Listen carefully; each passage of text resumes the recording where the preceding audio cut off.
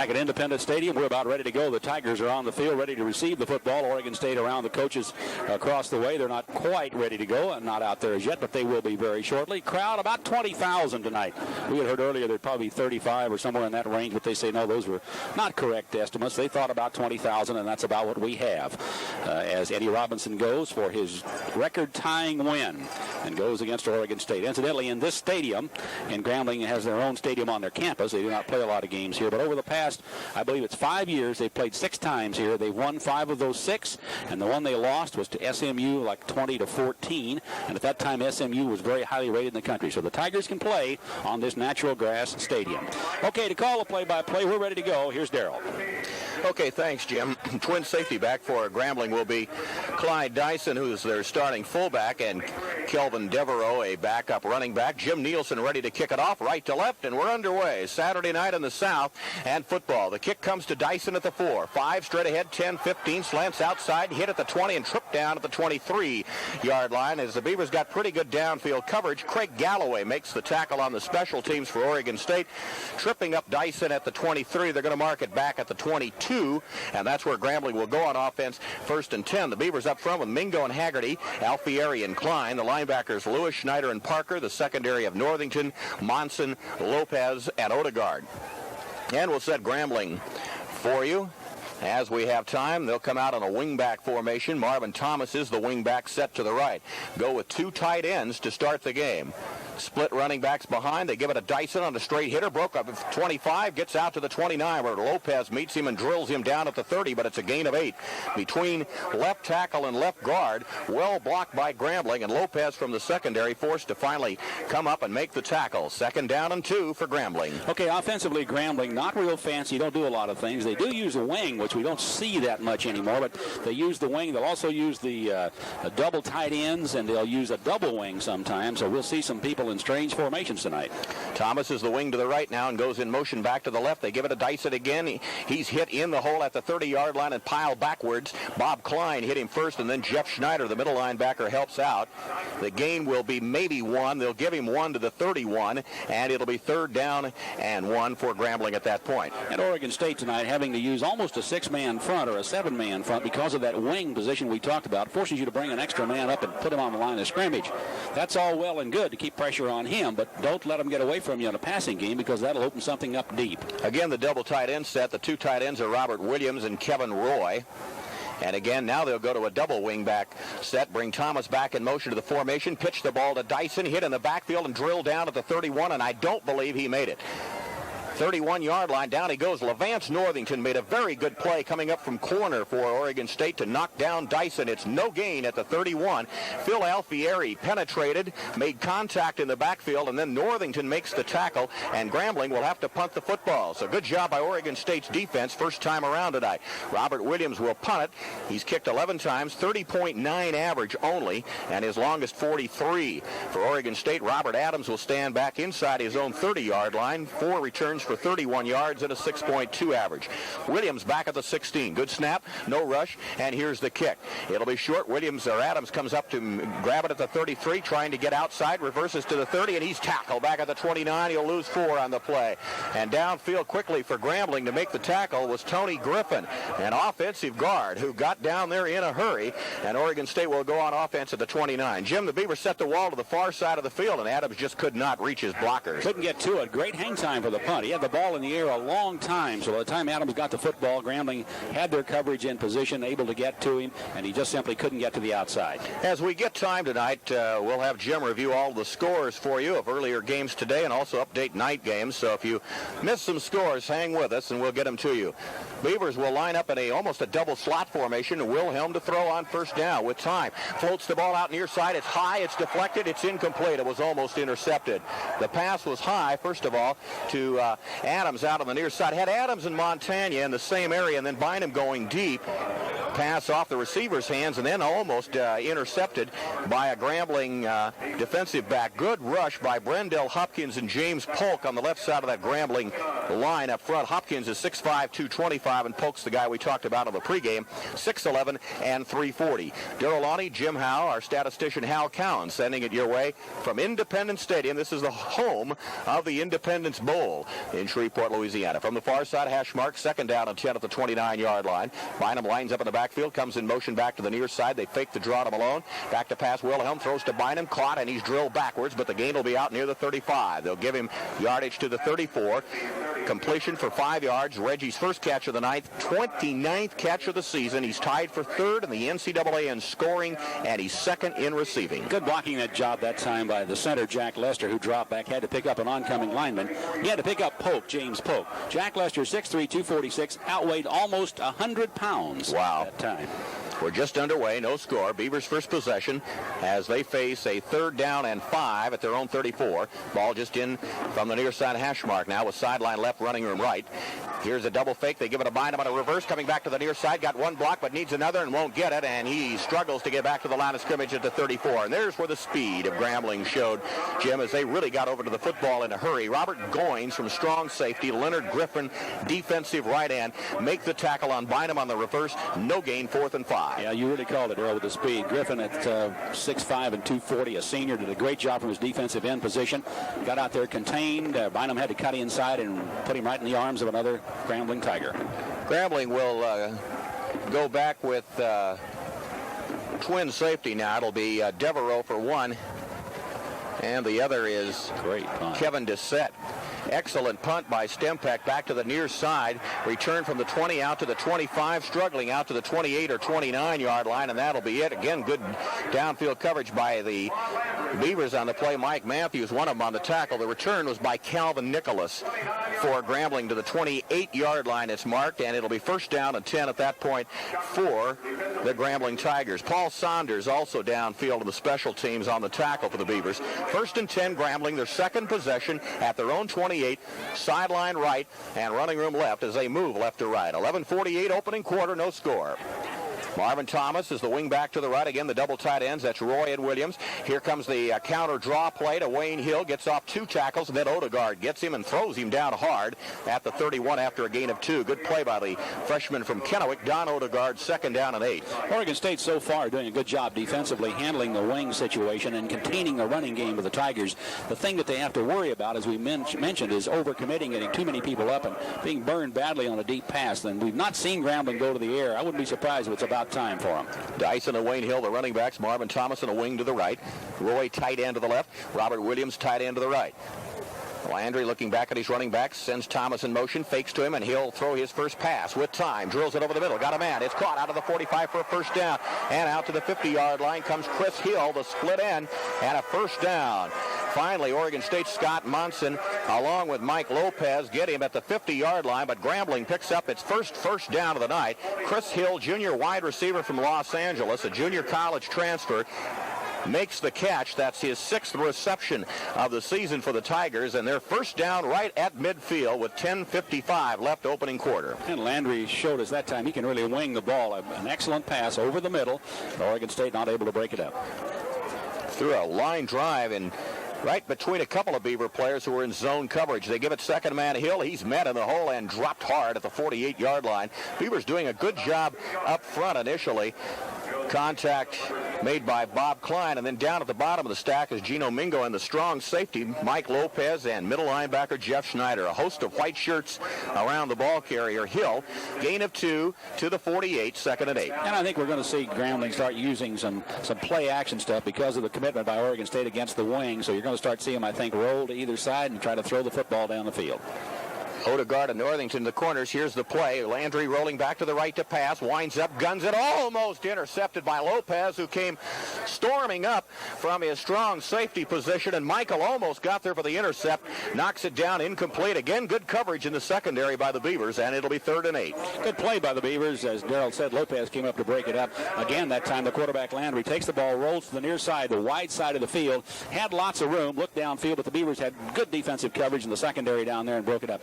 Tim Huntley, the defensive coordinator, says to play a team like this, you've got to have good secondary play. Independence Stadium seats 50,549, but we're not even close to sellout. We'll have Jim talk about that in a moment. Landry to pass on third down. Pressure comes, throws. It's going to be picked off this time out of the 35-yard line. Return to the 40 and struggling out to the 42-yard line is Harold Johnson, a linebacker, who had a deep drop in the coverage, and Harold steps in front, makes the intercept. They'll mark it at the 39, and the Beavers will take over. Nope, it's Jim Curriton. Let's correct ourselves. It's Curriton who was in there as the extra linebacker for the Beavers. Jim, the one-year letterman sophomore from San Jose. Curriton gets the interception. That's his first of the year, and the Beavers' 9th interception already this season. They had 11 total all last year. So the Beavers go on offense now for the second time tonight. Good field position out at the 39. And straight back to pass comes Wilhelm. Looking, guns it over the middle, got a man caught and dropped. Malone caught it, took a step, dropped it. They might rule it a live ball. Let's see, it rolls back to the 36, and Grambling has recovered, and they will say it's a live football.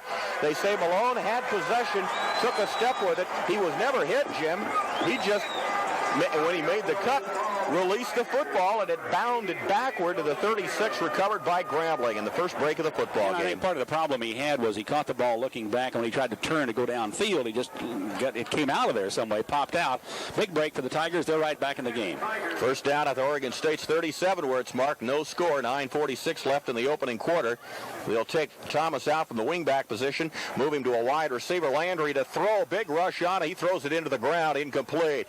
Almost got sacked off a big Beaver rush by Phil Alfieri, the left side defensive tackle, and Rich Haggerty also playing on that side, the left side, the left defensive end. And they almost get Landry for a big loss, but he dumped the football, incomplete, 2nd and 10. I think in the NFL they would have called that intentional grounding.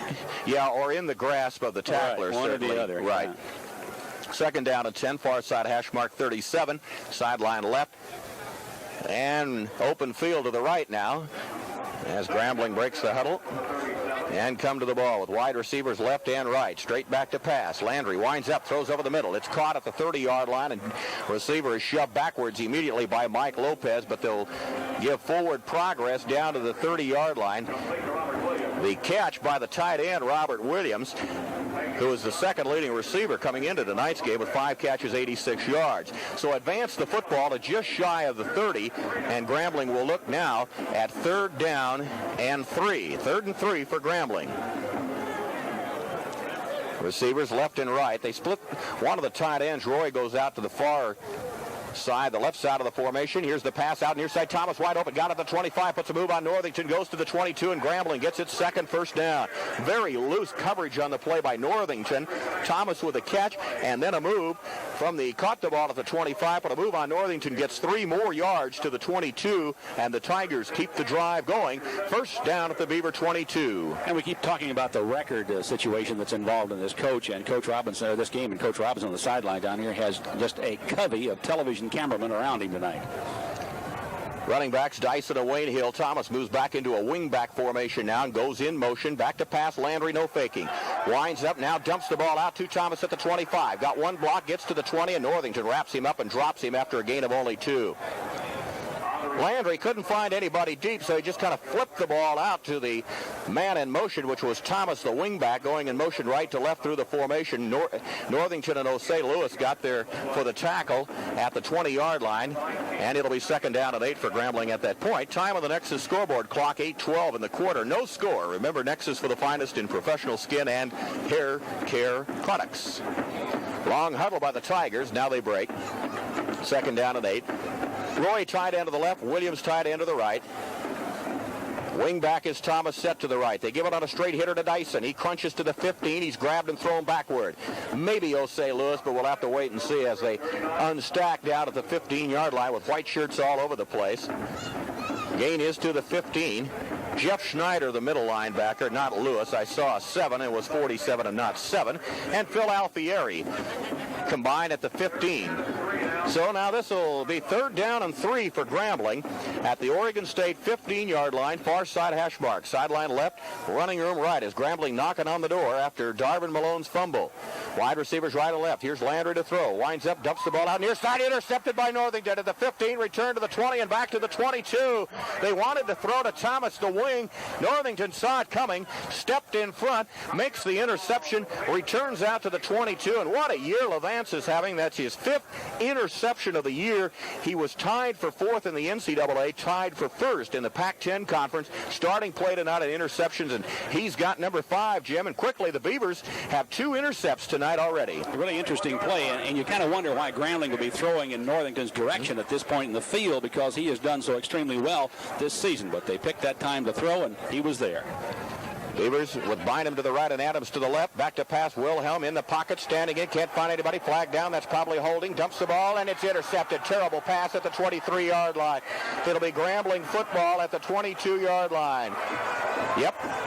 It was thrown out, and it was one of the linemen, Sean Smith, who did not rush, but rather dropped out in the flat to cover the screen area. Smith makes the intercept. The penalty is holding, as we guessed, against Oregon State, and the Beavers turn it right back over to Grambling, and that was a terrible pass. It was thrown by Wilhelm right to the lineman, Sean Smith. And he knew as soon as he let it go it was a bad pass, put his hands up over his face, couldn't believe it. The Beavers now run one play on each of their last 2 series, right, and fumble, turned the ball over both times. So they're down at the 22-yard line. You can't give a team like this all this kind of playing advantage. That's right, Jim.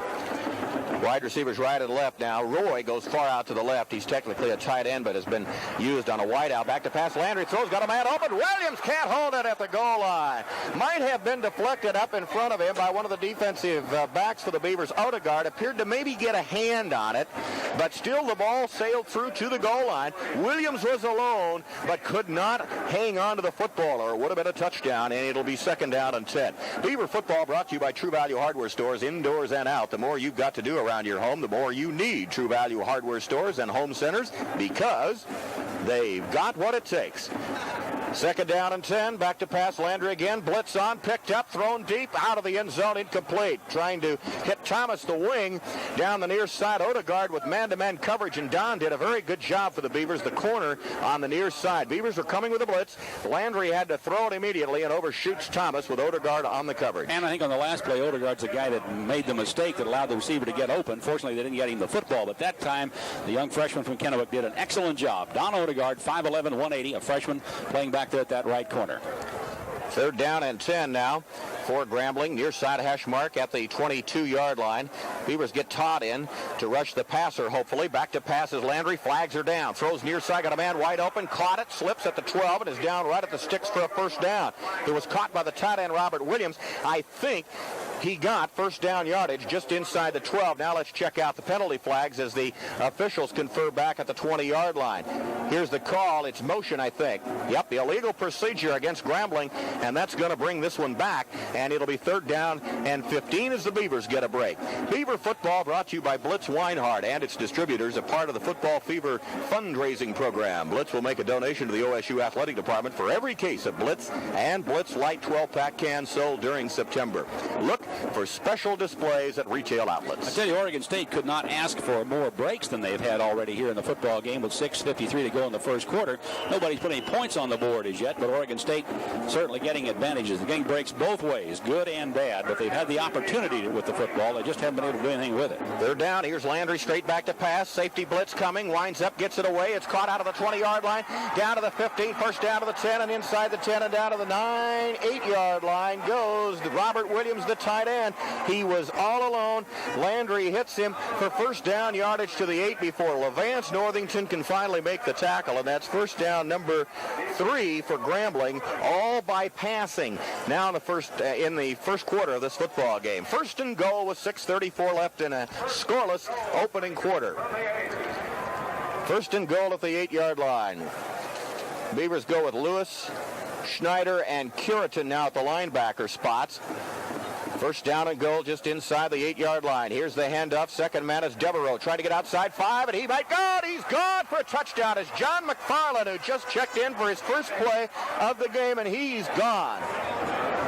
We got a flag down, I think, there on the other, over across the way. It's going to be against, I think, Grambling. It's going to be either holding or offsides. They're marching back up the field. Incidentally, Landry, the quarterback for Grambling, 5 out of 11 now, 60 yards. So he's having a pretty good evening, good start anyway in the football game, Bill. Beavers get a reprieve. It's illegal motion against Grambling. Somebody starting too early. So they'll bring it back to the 8-yard line. We were told that John McFarland had no chance to play tonight. He's a wide receiver wingback from Waterproof, Louisiana. I love that name, 163-pound senior. Well, Mr. McFarland can play. He just made the end zone on that play. But fortunately for the Beavers, it comes back. Marked back to the 8-yard line. And it'll be or 13-yard line, marked back from the initial line of scrimmage, the 8 to the 13. First down and goal at the 13-yard line. Landry to pass, throws outside towards Thomas, dives and can't get there in the end zone, the corner of the end zone down the near side.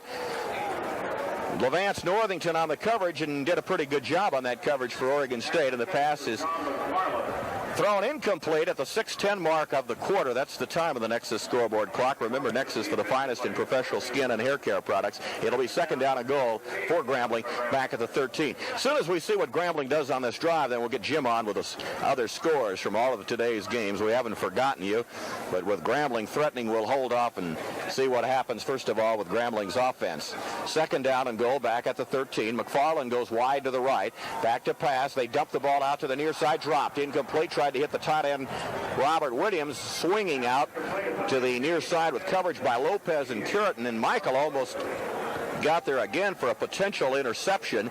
Good coverage by the Beavers, and it'll be third down and goal at the 13. And for all of Oregon State's offensive problems and turnovers in the first quarter, Beavers would like to just stop one more play and force Grambling to go for the field goal. Scoreless tie, 6:10 in the quarter. This is a very long quarter. This is like the first half last week. Let's get this baby over with. Bring Marvin Thomas wide to the right. Roy, tight end, flexes out to the left, moves back into the tight end. Now they flex the other tight end, Williams, out to the near side, the wide side of the field. And back to pass Landry. Big rush on. They're going to get him this time all the way back at the 25-yard line. They were really coming. We've also got flags down. Klein and Curitin, the linebacker, and Todd, the defensive end, all get there with flags down back at the line of scrimmage. So let's see what that's about.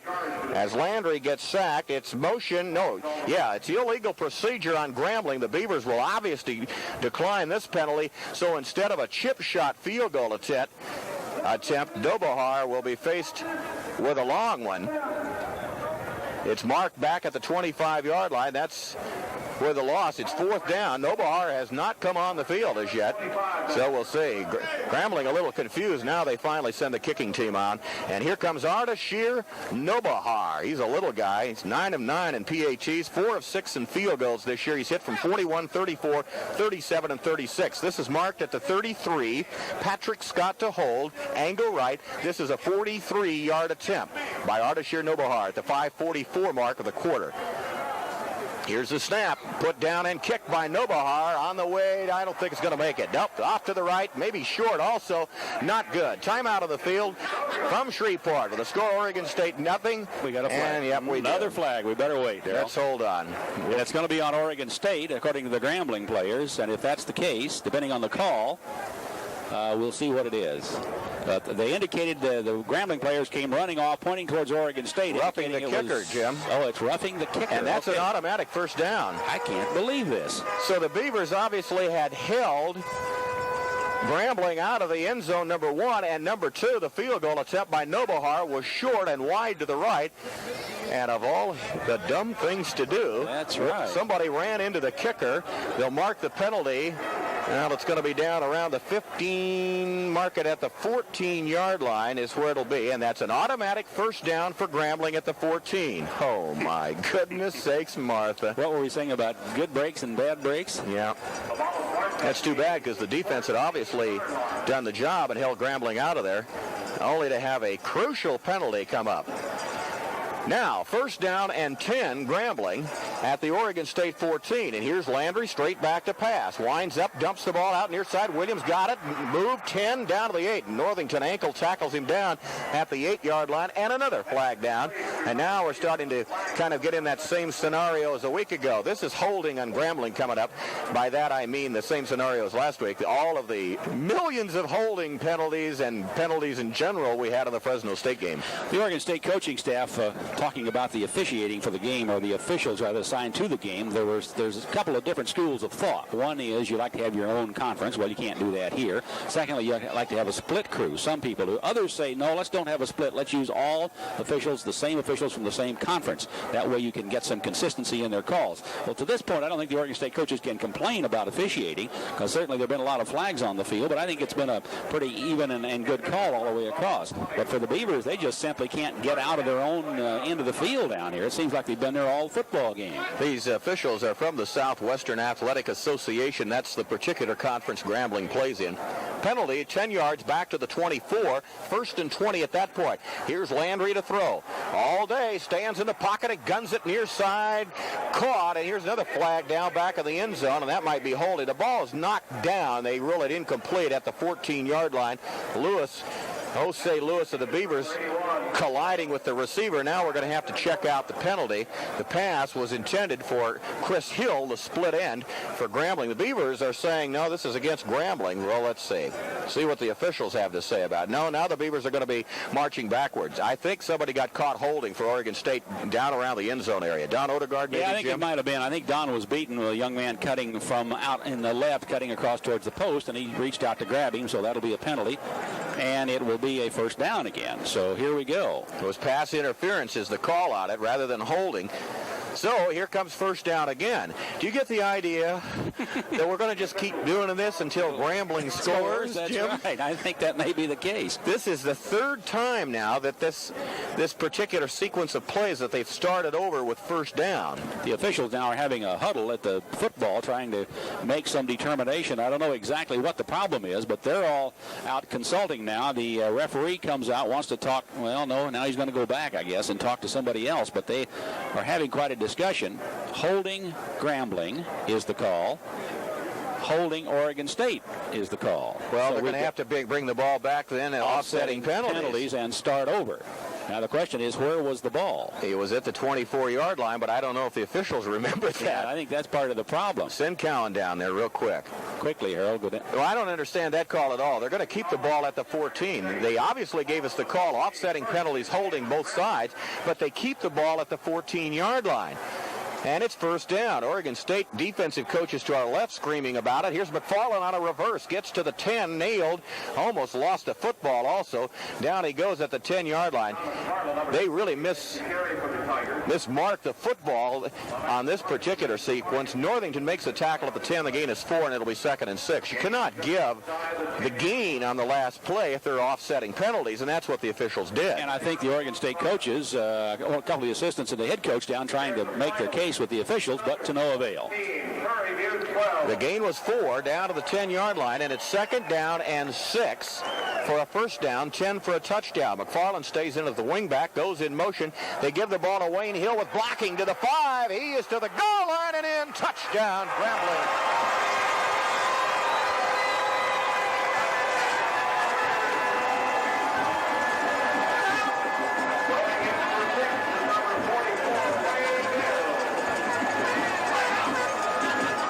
It's kind of like we guessed. It just appeared it was inevitable that Grambling sooner or later was going to score, or they were going to keep lining up with first down all over again. Wayne Hill with a fine run, a very well blocked play, right side of the line by the guard, Dwayne Richard, and the tackle. The kick is up and good.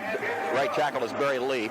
Kick is good by Ardashir Nobahar. Timeout of the field from Shreveport. 4:17 left, opening quarter score. Grambling 7, Oregon State nothing.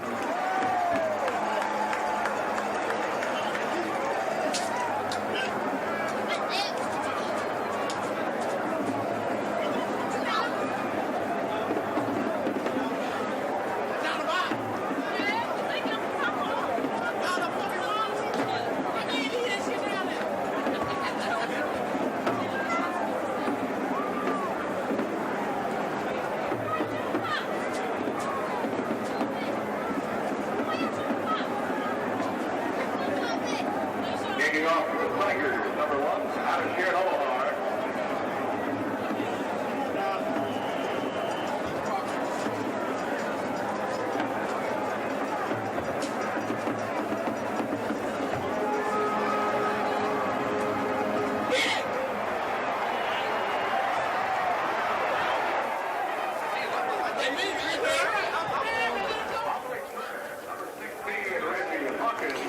Reggie Hawkins with a kickoff of the 4, returned out to the 10, 15, 20, and across the 20, knocked down hard out around the 24 5-yard line, and we'll let the officials spot the ball. They'll mark it at the 25, far side Ashbark. So the Beavers will go on offense again now, 1st and 10 at their own 25-yard line.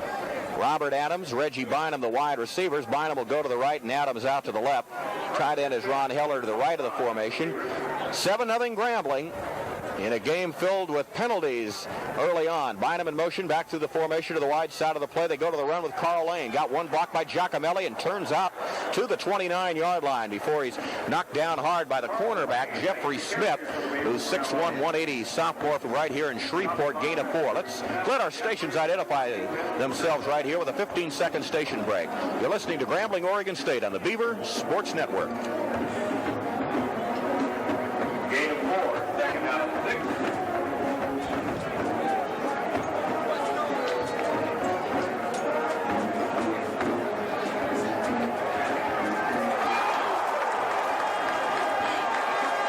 Wilhelm back to pass, and he is hit and dropped back at the 19-yard line by Sean Smith.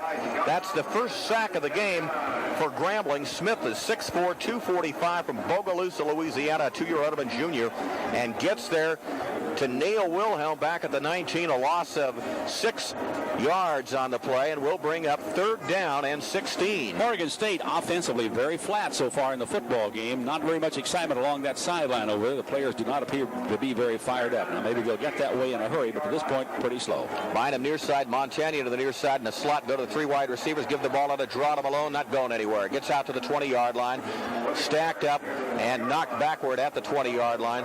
Good defensive play by Grambling's middle linebacker, Fred Collins Jr. He's 242, senior from Grambling, the city of Grambling. He, by the way, is the son of the defensive coordinator of the Tigers, Fred Collins Sr. Okay, punt time as the Beavers do not move the ball at all. We're under 3 minutes in the quarter. Grambling leading 7-0. Good snap. Here comes the rush. But Stempeck gets the punt off and hits a line drive that's taken back at the 38. Return to the 40, out to the 45. And coming to the 48 is Kevin DeSille. They've had different men back every time. Punt returns and kickoff returns. This time it's DeSille returning to his own 48. Knocked down there. And Grambling goes on offense 1st and 10. Mike Matthews, graduate of Sunset High School in Portland, makes the tackle. Grambling leads 7-0. Safeway is proud to salute the Oregon State Beavers. Safeway knows it's the spirit of fair play that makes athletes great. And in that spirit, you can know that Safeway works hard to offer honestly fair prices on a wide selection of quality foods. Darrell Lonnie, Jim Howe, and Hal Cowan, our statistician from Independence Stadium in Shreveport. 7-0 Grambling as the Tigers go on offense again. Now 1st down at their own 48. Landry with a double fake and straight to pass. Rush coming, but gets it away. He's got a man open in the clearance. McFarland can't get there at the 10, incomplete. McFarland was open as he had beaten Mike Lopez, the strong safety, who tried to get over and cover him.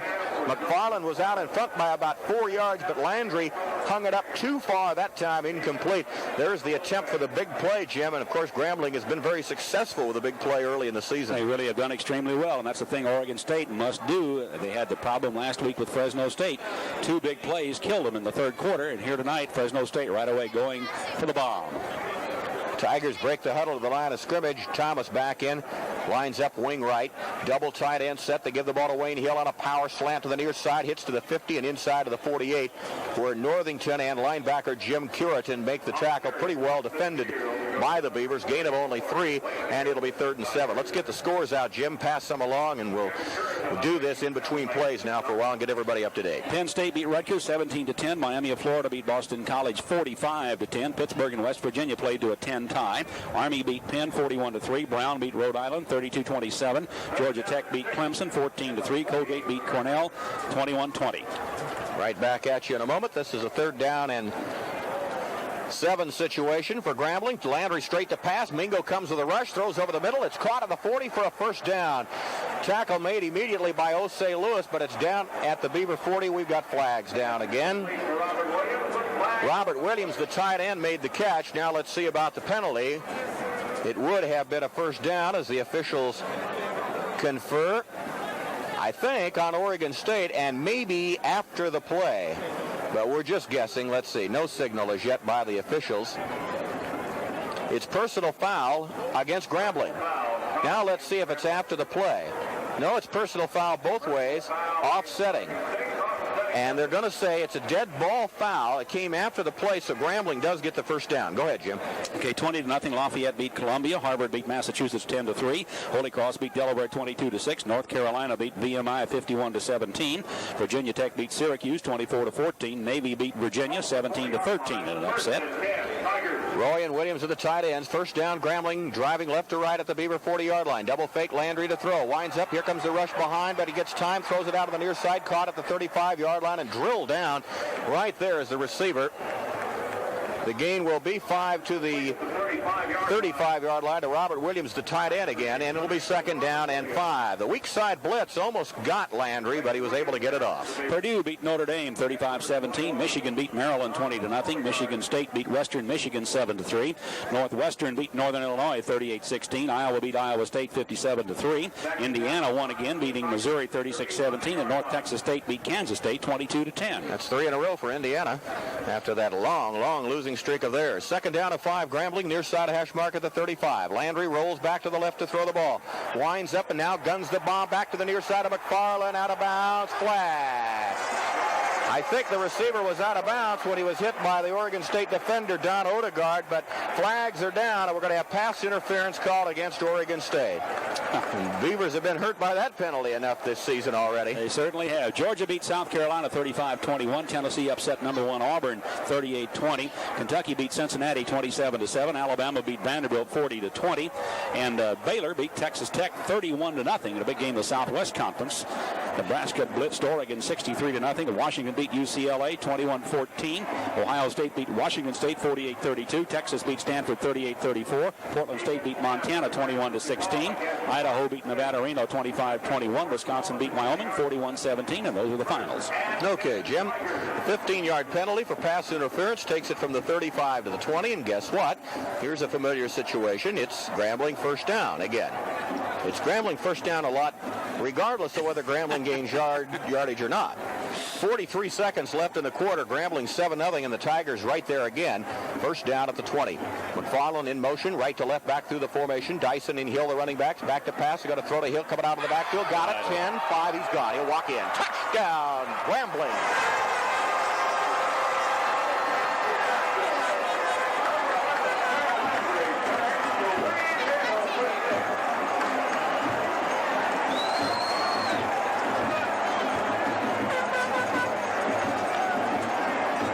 Too difficult. Hill just running a little swing pattern coming out of the backfield. One of the linebackers or the corner on that side got confused, didn't cover.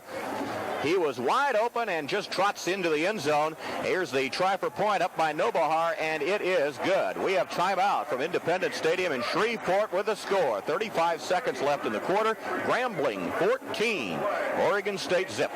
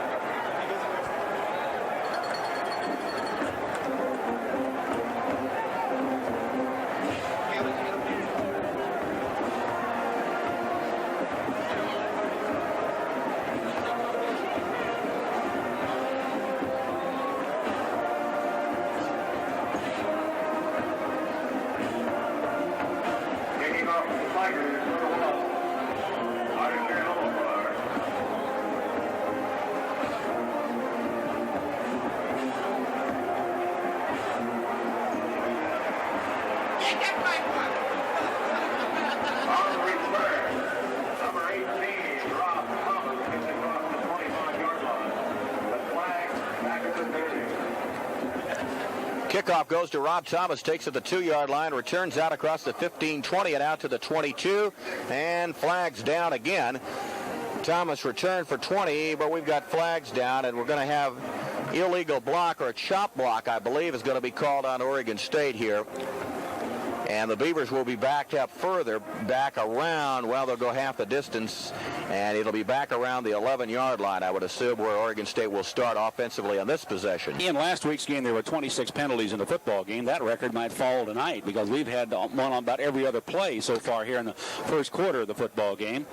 The head coach, Dave Cragthorpe, had the offensive team around him over there giving them a little lecture, I think, trying to get them fired up. Again, the offense, no first downs for the Beavers, and minus yardage, I think, and minus 2 yards is the first quarter output. 28 seconds to go, and the Beavers trailing 14-0. Can you believe? Minus 2 yards? Goodness. That's right. The Air Force is not doing well. Well, here we go again.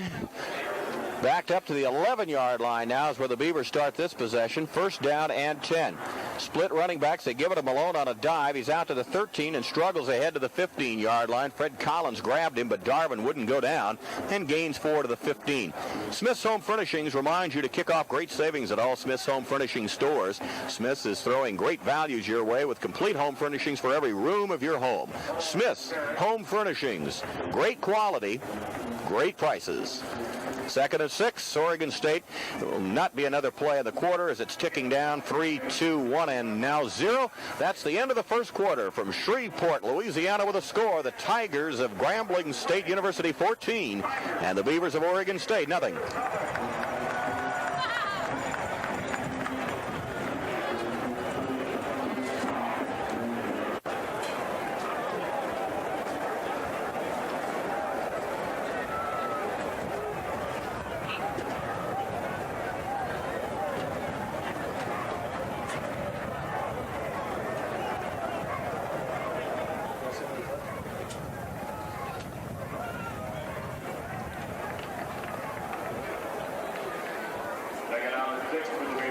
Second down and 6 as we start the second quarter, and here's Wilhelm back to pass. In the pocket, looking, finally jumps the ball to Jordan. Got one great block, 15, turns out to the 20. Lester gave him a terrific block. Back around the line of scrimmage, and it's Lane, not Jordan, Carl Lane, gaining out to the 20-yard line for 8 yards on the completion from Wilhelm, where it'll be 3rd down and 2. Terrific block by Lester. Yeah, and he was a long ways from where he snapped the ball. He ended up clear on the outside. Got a great block on one of the linebackers trying to get through there. Did a good job and was able to get Lane out for a few-yard pickup. Beavers now 3rd and about 1. Still looking for that first down. That's right. Bynum wide to the right. They'll go to the tight formation as they get the extra tight end, Phil Ross, in there. Lane Malone, the running backs, give it to Darvin on a straight hitter, and he's got it. 22-yard line and down, and that will be enough for the first down. For Grambling, in on the tackle, first of all, Curtis Maxey from Indianapolis, a big tackle, 285-pound sophomore, and then he got some help. But it's a first down, and finally the Beavers get their first down of the game, and it comes here in the early going of tonight's second quarter with Grambling leading 14-0. Starts becoming very important that the Beavers put a drive together. Bynum to the right and Adams to the left. Split backs with Heller, the tight end, to the right of the formation. They go to the draw to Malone, trying to get outside. Hits to the 25 and struggles out near the 26. Lost the football, but well after the play. And will gain 3 and maybe 4 yards in the play. Good hard run by Darvin. The middle linebacker, Fred Collins, makes the tackle, and he gets help from Kevin Jackson, the cornerback on that side. They mark it at right at the 25, so the gain is only 3 as it turns out, and it'll be 2nd down and 7 at that point. Just underway, second quarter. Darrell Lonnie, Jim Howe from Shreveport, 14-0. Grambling leading. Heller, the tight end, flexes out to the left. Bynum comes back in motion to the formation towards the wide side of the field. Grambling's offside. Flags go everywhere. Lane carries the ball and loses back to the initial line of scrimmage, the 22, in the arms of the big guy, James Polk.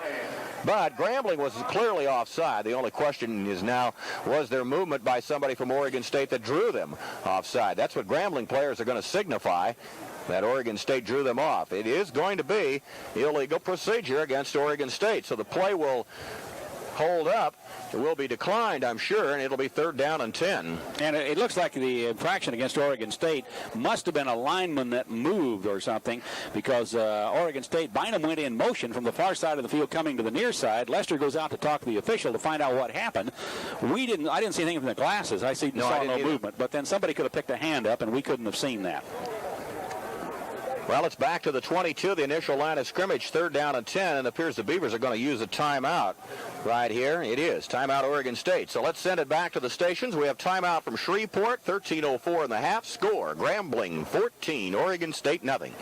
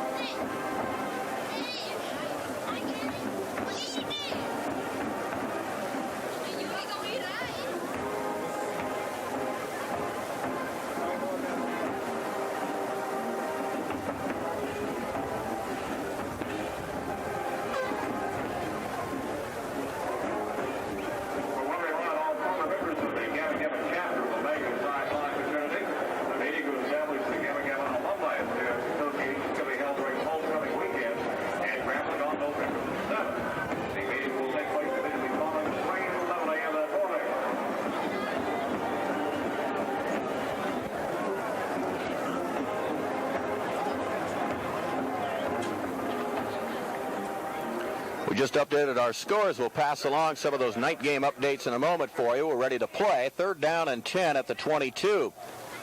Dave Cragthorpe not happy with the officiating on the field during that last timeout. Finally told to get off. Here's Wilhelm to pass. Dumps it out. Caught by Hochevar, the running back. Needed a block. Doesn't get it. Hits out to the 25 and then to the 26. Very well defended by Grambling's middle linebacker, Fred Collins. And then one of the big defensive linemen, Marvin Ayers, gets over to help out and hold the gain to short yardage of 4 only at the 26. Just a little swing out to the near side trying to set a screen for Hochevar, but it wasn't very well blocked. And it'll be 4th and 6. And the Beavers are going to have to punt the football again now with Chip Stempeck at the 13:34 mark left to go in this first half. It is Pena, not Stempeck, kicking this time. Glenn Pena, and he sails a beauty. Taken at the 23, returned to the 25, out to the 30, and then down at the 31-yard line.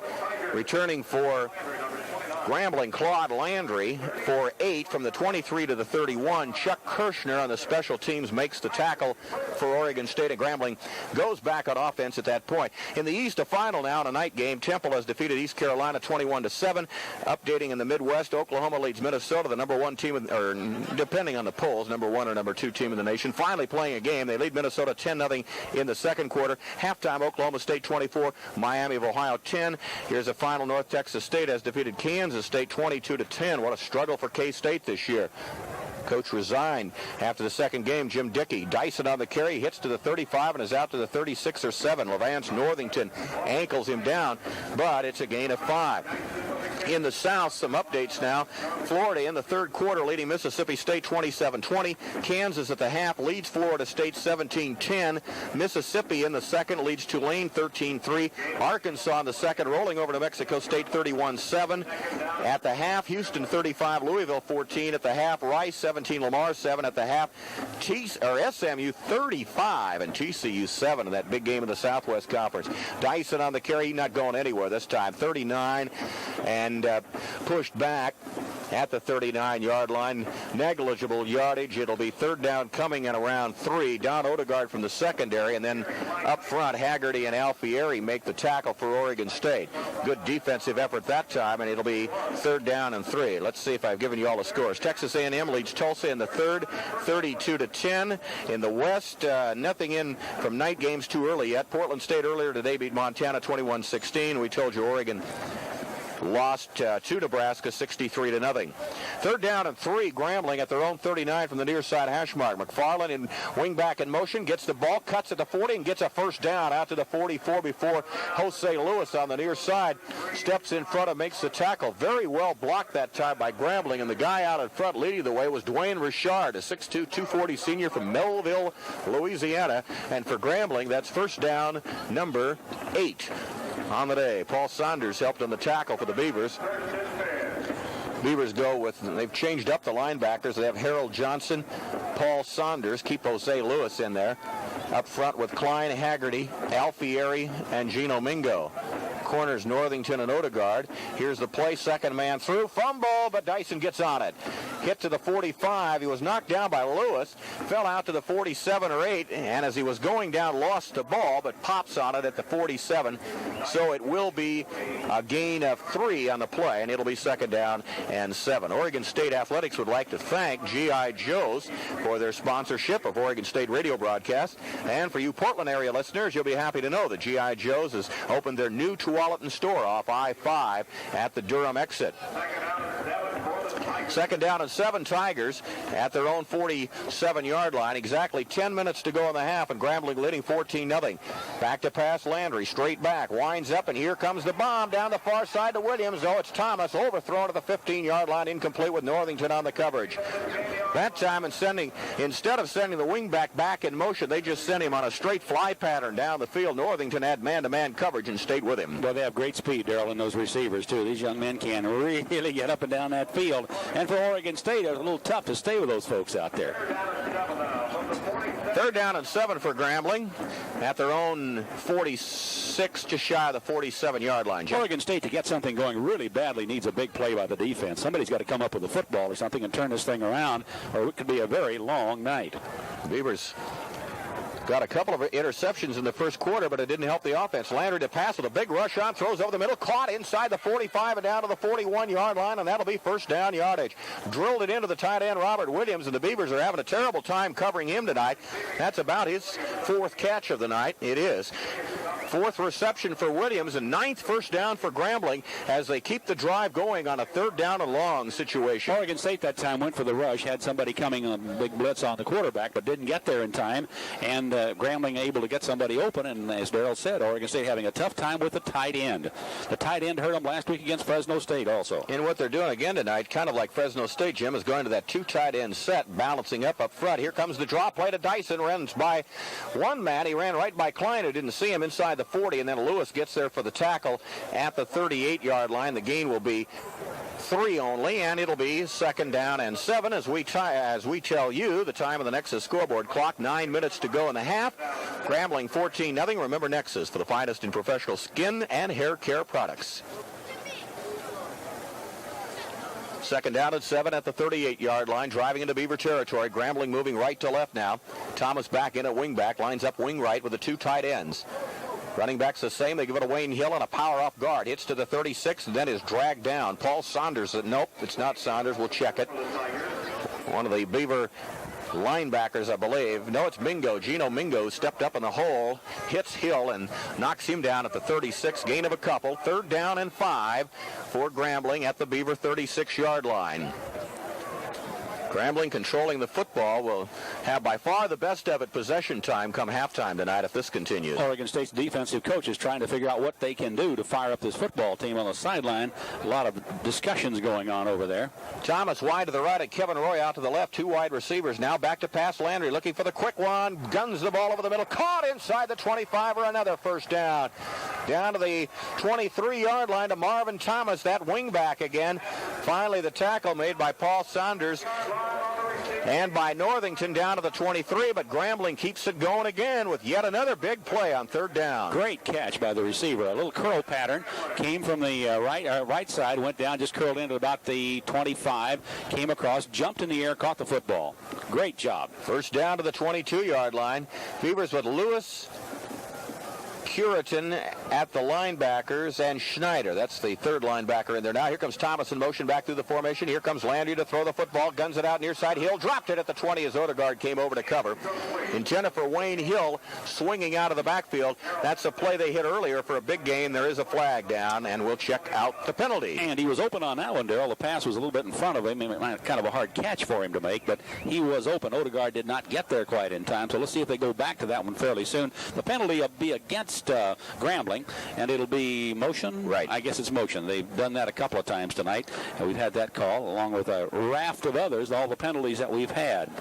The Shreveport area, by the way, very nice area, about 300,000 people in here. The stadium, as we said, seats a little over 50,000. They play the Independence Bowl here, and big football country. Second down and 10 it will be, as the Beavers will decline the penalty. Let's mention, Jim, your halftime guest tonight will be Jack Davis, Oregon State athletic faculty representative and the president of the NCAA. And I know you'll have an interesting conversation with him. That's right. We came through Dallas on the way down. The Dallas newspapers are full of the NCAA these days, Phil. Let me tell you, front page sports everywhere. Story on almost every school in the Southwest Conference. Here's McFarland in motion. Back to pass. Landry. Blitz on. They don't get there initially. Winds up. Guns it away. Incomplete. Landry felt the heat coming that time. And there isn't anybody even close to the football for Grambling. He threw in the general area of Robert Williams, but wound up throwing it over the sidelines, and Williams is about 15 yards from where the ball lands. Klein got a good rush. The Beavers were coming with a couple of the linebackers, and Harold Johnson also got there and put good pressure on Terrell Landry, the Grambling quarterback. It'll be third down. Landry stats, Jim. 9 out of 21, 113 yards. Third down and 10, 23. Now, the Beavers have not been able to stop a third down Grambling play in some time. 7:27 left to go in the half. 14-0 Grambling from the far side hash mark. Here's Landry to throw. Time initially, only 4 rush. Guns it out near side. It's caught at the 16 and tackled immediately. Short of a first down is Wayne Hill. Good play by Osei Lewis. They're going to mark it at the 17. That's a gain of 6, and it's fourth down. Grambling coach's booth is to our right, and everybody yelling field goal, and here comes Ardashir Nobahar onto the field. Ardashir, born in Iran, raised, I guess, lives in Georgia, Buford, Georgia. He's the leading scorer on the football team, by the way, for Grambling. And he'll try this one from the 24, angle right, a 34-yard attempt. Down by Patrick Scott, kicked on the way, barely gets there, but it's wide to the right, not good. Really didn't get, appeared to maybe stub the foot as he came through on the follow-through. At any rate, got way under the football and kicked kind of a pop fly that barely got there and sails wide to the right, not good. So not very long range on the field goal attempt, but Nobahar misses it, and the score remains at 14-0 as the Beavers go on offense. You know what they say about kickers, Darrell? The Grambling team here tonight, white shoes and white socks to the mid-calf. Not their kicker. Black shoes and socks all the way to the knee. And there's this little bag he carries around, right? Yeah. That's right. All right, the Beavers again. Now here comes flag. Somebody started too early for Oregon State. We're going to have motion. It was Tom Emmons, the left side offensive tackle. Tom has moved from defense over to offense and is starting tonight left tackle. Of course, he played offensive tackle the last couple of years, but give him some due. He gets the penalty, but give him some due to the fact that he hasn't practiced on offense until really the last week. 5-yard penalty against, it's a procedure penalty. This is a 5th penalty against the Beavers, and it'll be 1st and 15 back at the 15. Oregon State has done absolutely nothing on offense tonight. First down and 15. Bynum in motion, right to left through the formation. And back to pass Wilhelm. Here comes pressure. Eric steps up in the pocket, going to run with the football, line of scrimmage, and dives ahead of the 18-yard line and gains 3, where it'll be 2nd down and 12 as we tell you that OSU football is being brought to you by True Value Hardware Stores. Indoors and out, the more you've got to do around your home, the more you need True Value Hardware Stores and home centers, because they've got what it takes. Grambling getting a very good pass rush on Oregon State, and that has really interfered with the passing game. Wilhelm likes that drop of 5 steps or so. He's not able to take it because of guys looping around, driving him out of the pocket, so that's really interfered. He doesn't have time to set up and throw. Maxey, Macon Adams is back in there now to tackle to go along with Polk up front for Grambling. Wilhelm looks for the quick out pattern, gets it to Bynum, bobbled it, holds on and goes down at the 21 for a very short yardage. They went to the audible that time, thinking Grambling was coming with a blitz, and Wilhelm throwing the quick out pattern to Bynum for short yardage. Threw it kind of low, and Reggie down to a knee to get it at the 21, and it'll be 3rd down and 9. Bynum gets his 2nd catch, 5:44 left in the half. Grambling leading 14-0. Beavers send Bynum wide to the left of the formation on 3rd down and bring Adams out to the right. Running backs stay the same. Malone and Lane, everybody in the pattern as Wilhelm looks to throw and guns the ball far side. Up for grabs. Going to be intercepted by Anderson. Tackled immediately by Bynum at the 40. Timeout on the field with a score. Grambling 14, Oregon State nothing.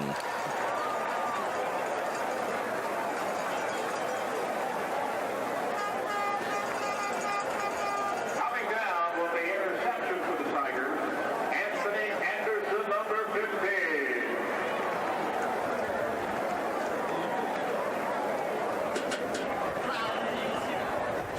From the 39, 1st and 10.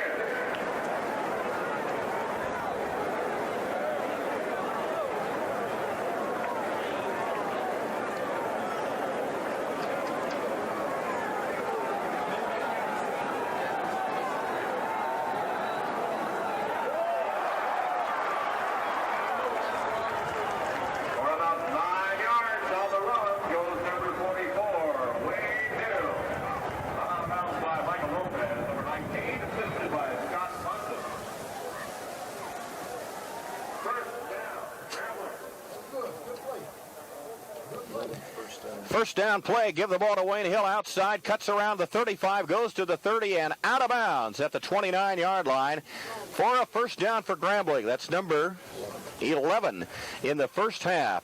Wayne Hill, power sweep to the right, picks up a Grambling first down, and now they're knocking on the door as they get it down to the 29-yard line. Here's the play, give it to Dyson straight ahead. He'll get little, hits to the 27-yard line. Bob Klein down to the bottom of the stack for Oregon State to make the tackle. The gain this time will only be 2 to the 27. Northington and Lopez also up from the secondary to help out, and it'll be a second down and 8 call. Time of the Nexus scoreboard clock, 4:55 and a half.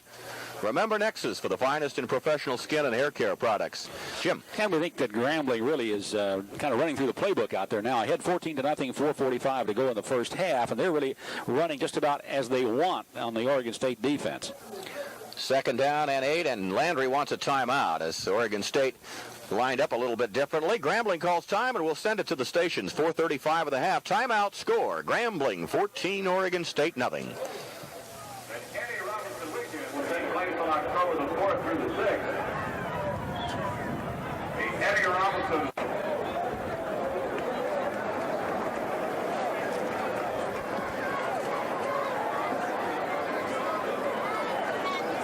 Terrell Landry called the timeout for Grambling. Now we're ready to get back to play. It'll be a second down and 8 situation with 4:35 and a half. Here's Landry rolling back to the left to pass. Winds up and guns it to the far side. It's going to be out of the end zone, incomplete. Beavers had excellent coverage that time with Odegaard, the cornerback, deep in the end zone.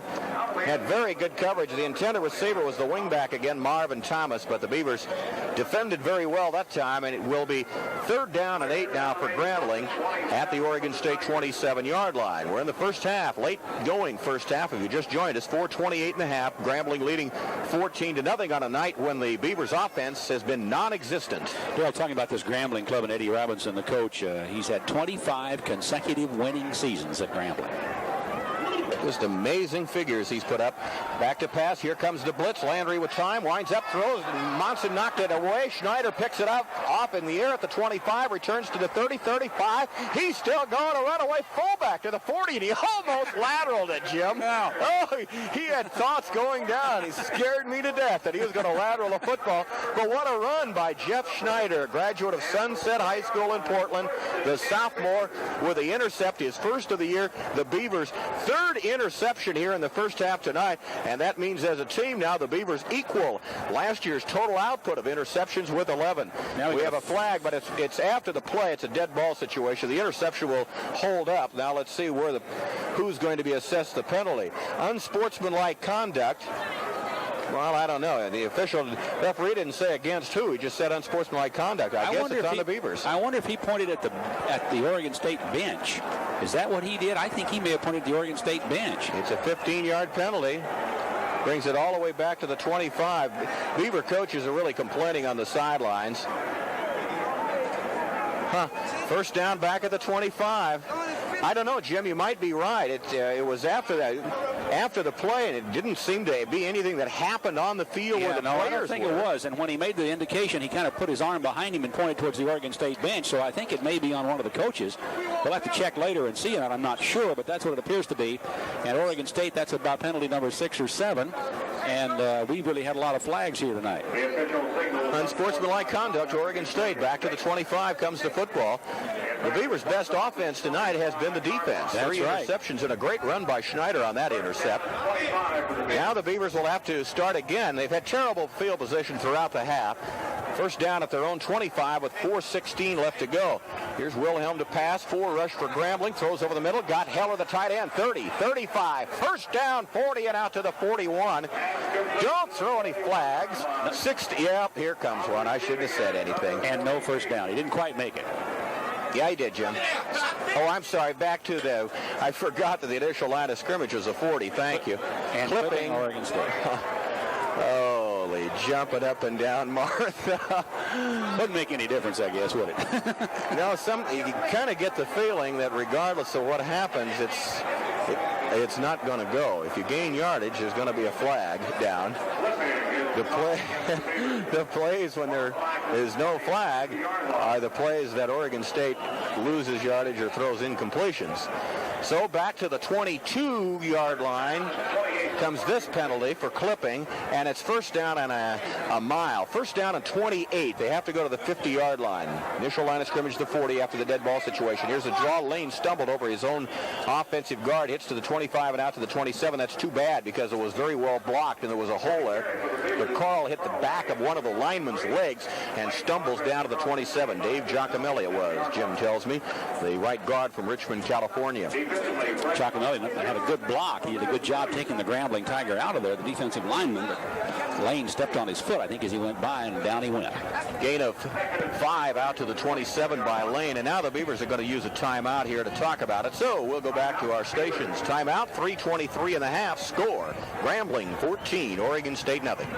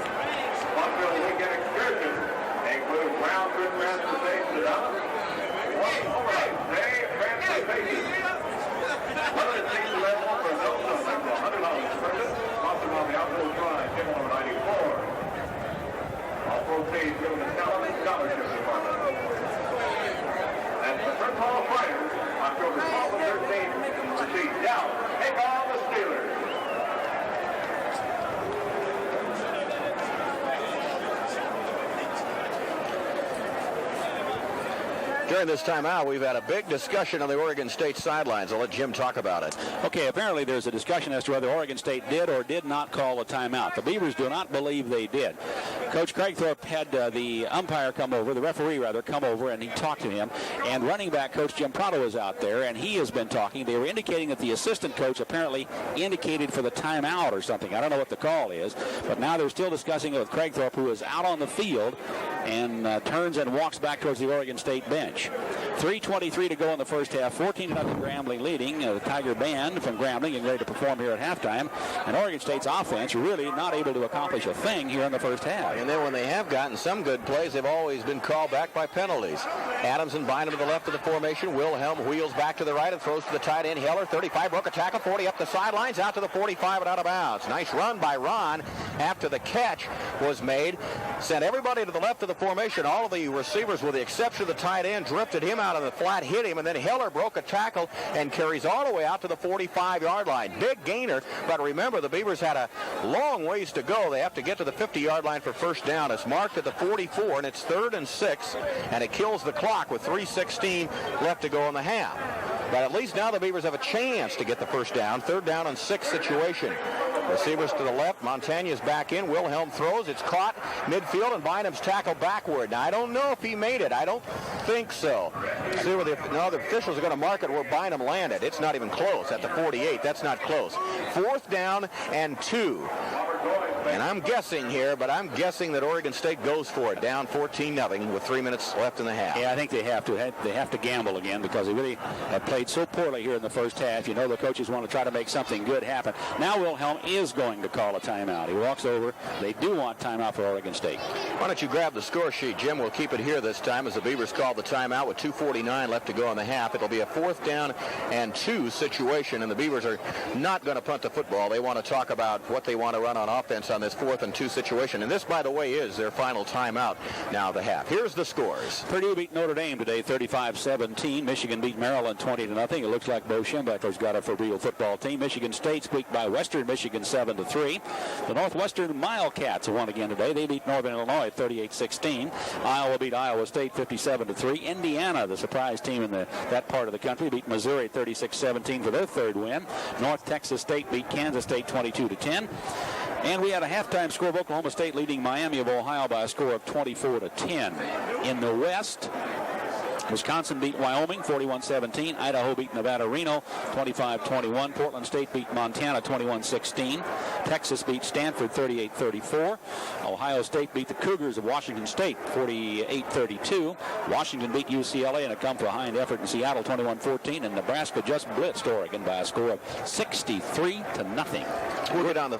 Excuse me, Jim. I was going to say, we're told that's the worst loss in Oregon history, possibly. And the guy that's with us would know that. That's right. Because he was there when the previous worst loss was...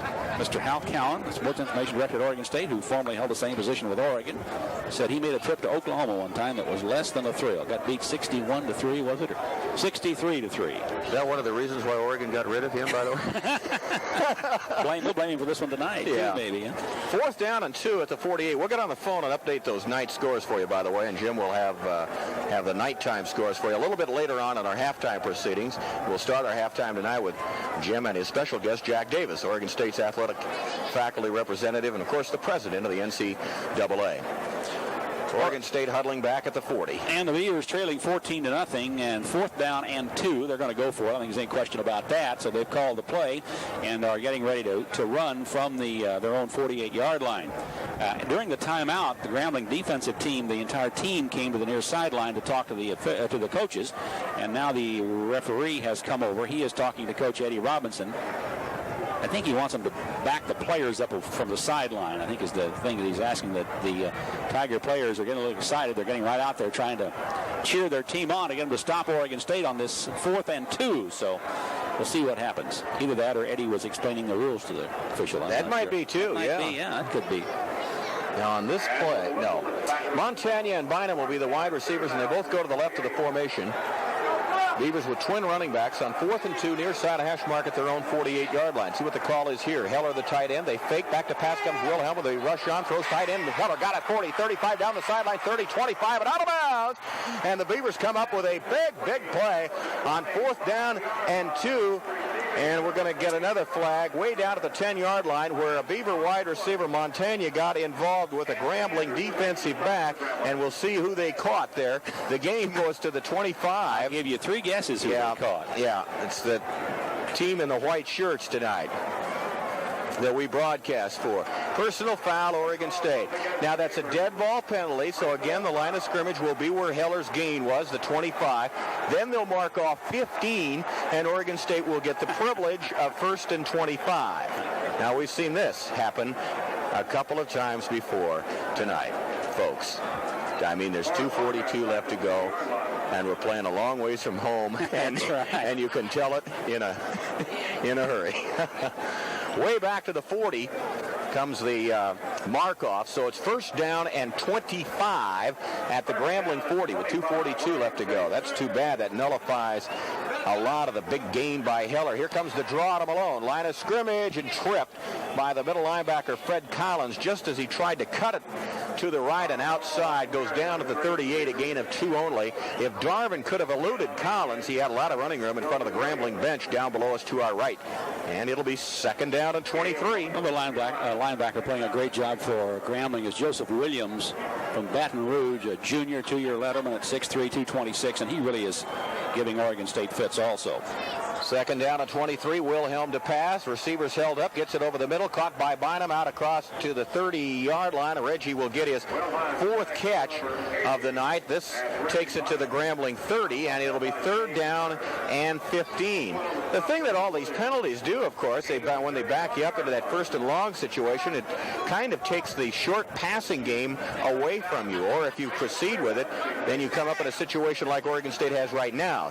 They've gained yardage, but it's still 3rd down and 15. We're down to 1:39 and counting in the half. 14-0 Grambling. 3rd and 15.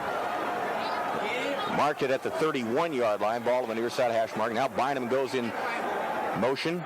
Back to pass comes Wilhelm. Here comes pressure. They almost get him. Now he winds up and cranks the bomb to nobody in particular. Bynum knocks it away. Reggie almost made a great catch down to the goal line. Another flag down. It was kind of thrown up for grabs. Kevin Jackson had the best chance at it for Grambling, but Bynum made a great play to get up in the air above Jackson, and then with the left hand winds up knocking it down. Obviously he tried to make the catch and almost made a tremendous play but couldn't hold it. The penalty is holding against, you know who's penalties against. Guys in the white shirts. And Grambling will decline this, and it'll be 4th down. Let's see if we bring Nielsen on the field for a long field goal attempt, or the Beavers go for 4th and 15 at the 30. With a minute 21. Nope, no. Nielsen's on the sidelines, and the Beavers go for it. 4th down. Nose of the ball just inside the 31-yard line. Back to pass. Wilhelm. Here comes pressure. Ducks away from it to the left to give himself time to throw. Now winds up and guns end zone. Bind up, but a crowd incomplete with double coverage. Reggie might have mistimed his jump a little bit that time. Got up a little bit too early and couldn't get to the football. And it falls incomplete of the end zone. Left flat of the end zone. Far side of the field from us, incomplete. So the Beavers finally generated some offense on that possession, but to naught as Grambling will take over 1st and 10. Yeah, but you have to think, Darrell, that the Oregon State offensive unit now knows they can move the football. They've got to contend with the guys in the striped shirts, but if they can solve that problem, then they can move the football. And we're down 14 points, 14-0, so they're still very much in the football game, but with a full half to go. So certainly they have to feel encouraged by that last drive. Certainly they're not satisfied with it. They didn't get 8 points, but they did move the football. Go to the run with Dyson on the carry. Scrambles out to the 34-yard line, hitting between left guard and center. Osei Lewis, the linebacker, and then down at the bottom, Phil Alfieri make the tackle. The gain of 3, 31 to the 34, and it'll be 2nd down and 7. And it appears Grambling will be content now to sit on the football and take a 14-0 lead in at halftime. Beavers do not have any timeouts remaining. Well, I'll take that back. Scoreboard shows that they do have 1 timeout left, but they're not going to use it here. 43 seconds left. Handoff, Dyson straight ahead. Haggerty gets him as he crosses the 35 and out to the 37. Another gain of 3, and it'll be 3rd down and 4, and the clock's going to count down. Grambling apparently will just run one more play, and they might not need to do that because they're really slow unstacking the players up front. They haven't marked the ball in play yet. We're down to 24 seconds. Now they finally mark the ball in play. Grambling does not have to run a play. 19 seconds in the half. 14-0 Grambling on a 3rd down and 4 situation at their own 37 as they break the huddle. And it appears they'll get the play off. 10 seconds left in the half. Landry gives it. Fumble. Beavers are going to get the ball as the clock runs down to 4 seconds left to go at the 37-yard line. Wayne Hill dropped the handoff, and a big stack up of players. The Beavers have recovered the football, and we'll see if we can find out who. It's at the 36. The clock snuck another second off. It's down to 3 seconds. Well, let's see. Haggerty, Osei Lewis, evidently. Lewis and Monson were at the bottom, and Osei Lewis will give credit for unless we're corrected later. Osei Lewis on the recovery. The Beavers have an injured player, and I think it's Phil Alfieri back at the 40-yard line. Beavers make the recovery, and now we'll see whether it's throw the ball to the end zone or this will be, let's see, line of scrimmage 37. Mark it back to around the 44. This will be a 54-yard attempt. Now, his previous long was at Arizona State a year ago in Tempe, and I think it was 54 yards, was it? I think it was, wasn't it? Yeah, 54. I'm sorry, it was 54 against Oregon last year. That's his previous long kick. All right, we'll see if Jim can duplicate that feat now. Not much. What wind there is against Nielsen, and it's 10 miles an hour at least, so this is a very, very difficult attempt. But the Beavers have no choice. 2 seconds. They snuck another second off the clock. Going to be out of time. Kick it. Here's Nielsen's boot. It's got a chance. It is on the way, and good! And Nielsen hits a 54-yarder to end the half. Well, technically 1 second. Now they run the clock out. Jumping up and down Martha. Nielsen has scored a perfect 14 in a row field goals. That against at least a 10-mile-an-hour wind, 54 yards. Mr. and Mrs. Nielsen, you've got a kicker in that family. You certainly do. Talked to him this afternoon, though, Darrell. He said he had his foot all warmed up, so we figured he knew. He is really a nice young man and easy to root for. All right, we've reached the end of the first half from Independence Stadium in Shreveport, Louisiana with a score. Grambling 14 and Oregon State 3. Eddie Robinson's had about 200 players in the National Football League. In the last 6 years, Robinson's won 47 games. And during the same 6, Oregon State has won about 6. The last 5 games mentioned here, the Tigers are 4-1, lost only to SMU. We're ready to go. They're going to kick the football to call a play-by-play. Here's Darrell. All right, thanks, Jim. Thanks to Jack Davis, our special halftime guest. Rob Thomas and Reggie Hawkins go deep for the Beavers. Twin safety back at the goal line as Ardashir Nobahar gets ready to kick off, and we'll be underway with the second half. Grambling leading 14-3 as we start the final 30 minutes. Interesting to note that most of the discussion in the hallways at halftime when I ventured out was, what do you think of the officiating here in the South? Yeah. That was the question asked. Thanks a lot. And I told them what I thought of it. However, I want to work next week, too, so You're not going to tell us. so I won't repeat it. Okay. Nobahar will kick off left to right now as Grambling will defend the goal, which is the north goal to our left, Beavers the south goal to our right. Waiting for the scoreboard clock to count down. Now it has. They put 15 minutes up on it, and we should be underway shortly. Hawkins and Thomas, twin safety deep. We never did get any halftime statistics, so if indeed we ever receive any, we'll pass them along. Kick short to an up man. It's Ross at the 25, returned out to the 30 and spins out to the 34. Good return by Phil Ross, and unlike so many people who are in those up positions, not the deep secondary people awaiting the kick, sometimes those people will grab the ball, fumble it around, be confused, not know whether to run with it or where to run with it, but that was not the case with Ross at all. He fielded on the hop and took off upfield immediately, and the Beavers get their best field position possession-wise in this game. First down out at their own 34, moving from our right to our left. They will go to a one-setback offense now. We have not seen that too much in tonight's game as yet. Here's Wilhelm to throw. Swings it out to the far side. Knocked down. Incomplete. Good play by the Grambling corner. They were trying to get the ball to the tight end, Phil Ross, who's starting at that position here in the second half. But Jeffrey Smith, the corner on that side, gets there and knocks it down. A good individual effort. Incomplete. And it'll be second down and 10. Check the Beavers lineup for you. Malone is the only running back. They have Montagna, Bynum as the wide receivers. They go double tight end with Ross and Heller. Malone lined up behind Wilhelm. Second down and 10 from the 34. Wilhelm retreats to pass. 4 rush for Grambling. Steps up in the pocket all day. Finally guns it and is dropped by Heller out at the 39-yard line. Incomplete. Good job by the offensive line that time, protection-wise for Eric, who finally steps up in the pocket and drills the ball right in Heller's lap, but Ron dropped it, incomplete, and it'll be third down and 10, Oregon State. So the Beavers receive great field position to start the second half, but unable to do anything with it, at least as of yet. 14:43 remaining in the third quarter. Beavers down 14-3. Send Adams wide to the left, Bynum out to the right. Take the tight ends, both of them out of the ball game now. Go back to twin running backs and 3 wide receivers. Wilhelm to throw. 6 rush for Grambling as they blitz. Don't get there. The pass caught. Bynum off a tackle. 45-50. Head down into Grambling territory to the 48 and a first down. And we'll check on Reggie's catches for the night. That is number 5. 5th reception for Bynum tonight. 33rd reception on the season. And the Beavers get their 3rd first down as Reggie takes it to the Grambling 47-yard line. Good catch and then a fine run after the catch to get the first down yardage. Beavers bring Montagna and Bynum, the 2 wide receivers, out left to the formation. Sideline right, running room left. Give it to Malone on a little counter back. Hits to the 45 and ahead to the 43. Good gainer with Doug Wright and Jack Lester leading the blocking ahead. And the gain is for 4 down to the 43-yard line. Finally, we get the halftime stats. First downs, Grambling 13, Oregon State 3. Rushing 60 yards for Grambling, 9 only for Oregon State, 9 yards. Passing, Grambling 120, Oregon State with 76.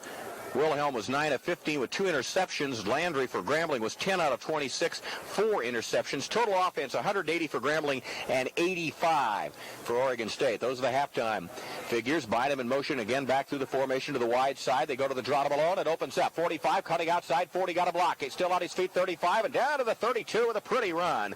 Darvin Malone well blocked on the left side of that Beaver line with Lester, Brills, and Emmons. And they gain all the way to the Grambling 32 for a first down. 2nd first down on this drive and 4th first down of the game for the Beavers. So Oregon State on the move now with their first possession of the second half, driving in Grambling territory at the 32-yard line. First down and 10, 13:22 left in the quarter. Go to a slot left formation. Montagna lines up inside Adams. Lane returns at running back to go with Malone. Montagna in motion back left to right. Grambling comes offside. I think the Beavers moved too early. Wilhelm on a keeper ahead for a yard to the 32, and that's it. Play broke down immediately for Oregon State. I think the Beavers are going to get the penalty. Grambling came offside, but I'm just guessing, but I think the Beavers may have moved. Now let's see what the officials say. Grambling's moving backwards, so maybe we're going to get a break here and have a 5-yard offside Grambling. That will be the case. 5 yards offside Grambling. So it'll take the football from the 32 down to the 27, and the Beavers will look at first down and 5. Help Safeway support the Oregon State University Athletic Funds for men's and women's sports. Football Fever is here through September. Look for the Football Fever emblem on many products throughout Safeway. And for everyone sold, a donation will be made to the OSU Athletic Department. Join with Safeway today. First and 5, Beavers at the 27-yard line. Bynum and Adams out to the left of the formation. Again, Grambling comes offside. Beavers move. Play breaks down. Officials finally blow the play dead, and we'll see what they call here.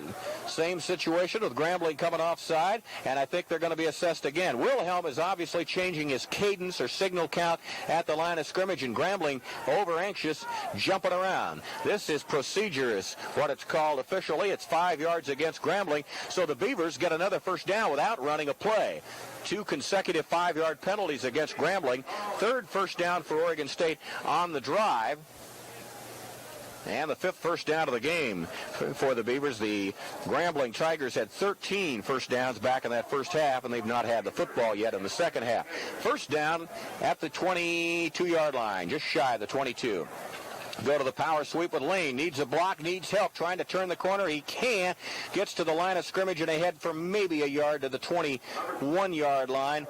Out front, Dave Giacomelli gave him 1 block, but it was played very well by Grambling. The big defensive end, Brendell Hopkins, gets there for the tackle along with that linebacker that Jim talked about earlier, Joseph Williams, holding the gain to 1. Second down and 9. 12-12, clock running. Left to go third quarter. Grambling 14-3. Beavers deep in Tiger territory at the 21-yard line. A second down and 9 call. Back to pass, Wilhelm. Looking, has all day to throw it. Now winds up and guns into a pack. Incomplete. Eller had his hands on it down at the 13-yard line. Incomplete. And Bynum was all alone in the end zone for Oregon State, but Wilhelm did not see him. Heller couldn't hold it, and he's shaken up a little bit, a little dizzy as he gets up on his feet. And I think Bynum was probably behind a cluster of players, and Wilhelm just couldn't see him, but he was wide open in the end of the end zone. Let's see if they go back to that pattern. Now, third down and 9 for Oregon State at the Grambling 21. Again, credit to Oregon State's offensive line. They gave Wilhelm all day to throw the football. Montagna to the right, Bynum out to the left as the wide receivers. 3-4 on the pattern. Now make it 5 on the pattern. Wilhelm guns it over the middle, intercepted. Thrown short to Bynum, intercepted by the free safety Goins. Return to the 15, out to the 20 and to the 23. First down, Grambling at their own 23-yard line. Tried to throw a deep post to Reggie Bynum. Thrown short, underthrown, and Robert Goins, the free safety, picks it off for Grambling as Wilhelm has thrown his 3rd intercept of the night, and it's Grambling football. Coach Robinson that time was telling his safeties to get back, get towards the end zone, because he could see that pass coming as well. And Eric put it up, and the Grambling guy came down with it. Underthrown that time, and Goins is right there to pick it off. First down, Grambling, 11:45 in the quarter.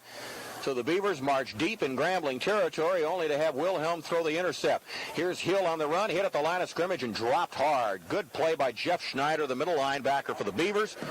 Gets him at the line of scrimmage. They may give him progress of a yard. Nope, it'll be right at the line of scrimmage. No gain. Second down and 10. And we'll remind you, Smith's Home Furnishings reminds you to kick off great savings at all Smith's Home Furnishing stores. Smith's throwing great values your way with complete home furnishings for every room of your home. Smith's Home Furnishings with great quality and great prices.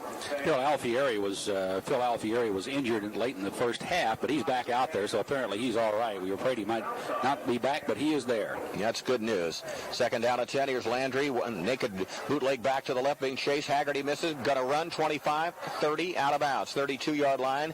They'll give him across the 32. That's a bad spot of the football. He went out. He didn't make the 32, but the officials are going to give him the 33, and that puts it very close to first down yardage, and will bring up third down, and, well, it'll be less than a yard. Third down and less than a yard. I know at times it probably sounds like we're doing a little crying here tonight. but we are trying to report the facts. And the foot that I saw go out of bounds went out before the 32-yard line on the play. Third down, less than a yard, just shy of the 33. Go to a double wing set, pitch it to Dyson, and he's nailed for a loss back at his own 30-yard line. A great penetration by Haggerty and Osei Lewis, the linebacker. Rich Haggerty and Osei Lewis with a big defensive play, and it'll be fourth down and punt time. And the Beavers that time just simply overpowered the offensive line of Grambling. They just ran right over the top of them. A great defensive stand for the defense. Robert Adams, single deep, back inside his 30 as Robert Williams gets ready to punt the football for Grambling. He stands at his own 16 and will kick it from around the 20, 21, 22-yard line. Low snap, gets it, not much of a rush, and here's the kick. High and short. Adams fair catch at his 40. Let's go to a timeout. Timeout with a score. Grambling 14, Oregon State 3. Coming down to the kick is Robert Adams. And it'll be first and 10 for the Beavers at their own 40.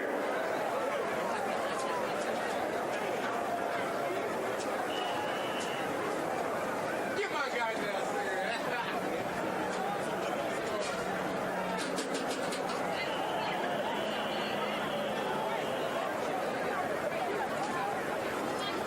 Timeout, Tigers.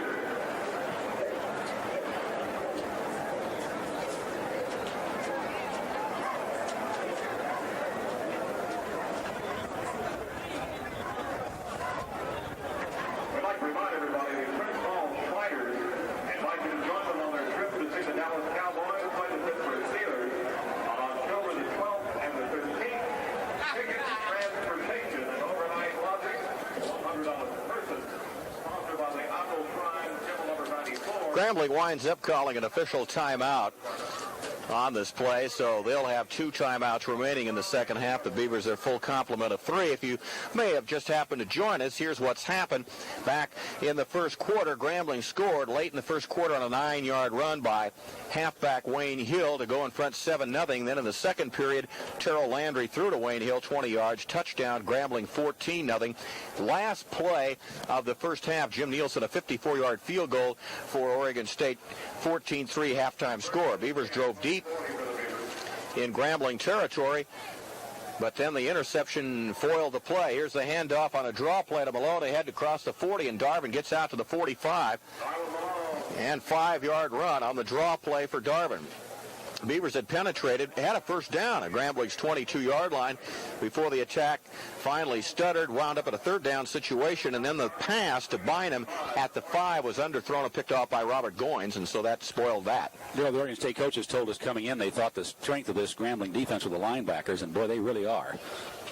Great quickness. Here's Wilhelm to pass for rush. They rush him out of the pocket, in trouble, throws outside, got Malone on a short gainer out to the 49, and head down, Malone gets to the 50 and across. Great play by Darvin. Hit by the middle linebacker, Fred Collins, at his own 49, but put the head down and drove Collins backward a couple of yards to pick up a first down for Oregon State. That's their 4th first down of this half. They had only 2 at halftime. First down to the Grambling 49. 9:37 to go in the third quarter, trailing 14-3. The Beavers have to be thinking big play. Center of the field, first down, do something. Bynum wide to the left, or make that wide to the right. They'll bring Adams wide to the left. Stay with Lane and Malone, the running backs. And here's Wilhelm to throw with time again. Dumps it out to the back. Flags are down. The pass is caught by Carl Lane at the 45 of Grambling, but there's a flag down in Oregon State's backfield, and that is holding. Illegal use of or holding. Illegal use of hands, technically the 5-yard penalty. This is going to be the 10-yard variety on Oregon State. They caught one of the linemen. So they'll bring it back and nullify a 4-yard gain and put Oregon State back into that all too familiar position of first down and 15 or 20, or in a couple of cases back in the first half, it was first down and 25. This will be first and 20 as they mark it back to the Beavers' 41-yard line. Well, they're going to mark it even further than that. Boy, the spotting of the ball tonight has been not real terrific. This is a 12-yard penalty from the 49 back to the Beaver 39-yard line. Now, and Jim Prado, the assistant coach, is showing the official that he made a mistake, a 2-yard mistake. Let's see if they correct it. Now the discussion's on by the officials. Now Dave Cragthorpe is 3 steps out onto the field across the way, and now they're going to move the football up. They have moved the ball. It was going to be a 12-yard penalty, but Beaver coaches obviously caught that quickly. Now Oregon State will re-huddle as the officials get the ball placed correctly at the Oregon State 41-yard line, and it'll be first down and 20 at that point. It has been an interesting evening, to say the least. Coming to the 9-minute mark, left in the third quarter with Grambling leading 14-3. Heller, the tight end, flexes out. Back to pass, 5 of the pattern. Wilhelm dumps it. Very bad pass through that one into the turf in front of Malone, who did a deep curl at the 47, 48-yard line, incomplete. Had no chance to come back for the football, and it'll be second down and 20 as we remind you, get set for winter. Oh, no, already? And everything you need from G.I. Joe's. And Portland area listeners, watch this Wednesday for the special grand opening celebration of G.I. Joe's new Tualatin store off I-5 at the Durham exit. Second down and 20. Beavers backed up to their own 41-yard line following the holding penalty, then the incompletion. Fake the run, fake the sweep to Lane. Wilhelm going to throw back to the near side of the tight end. Heller got a block, 45, turns ahead, 50, running hard, 46-yard line. Good gainer. Good play. The Beavers really set that up well. They send everybody to the right of the formation, and they show power sweep with Carl Lane carrying. Wilhelm fakes to him and then throws back to the weak side of the formation to the tight end, Heller, on a little tight end screen. Lester and Giacomelli from the line go out to lead the blocking, and Heller gets big yardage to the Grambling 46, where the Beavers will now look at third down and 7. Oregon State's passing success has really been to the tight end tonight. We're starting to see that tight end develop more and more, as we were told when the season started we would. Here's third down and 7 at the Grambling 46-yard line.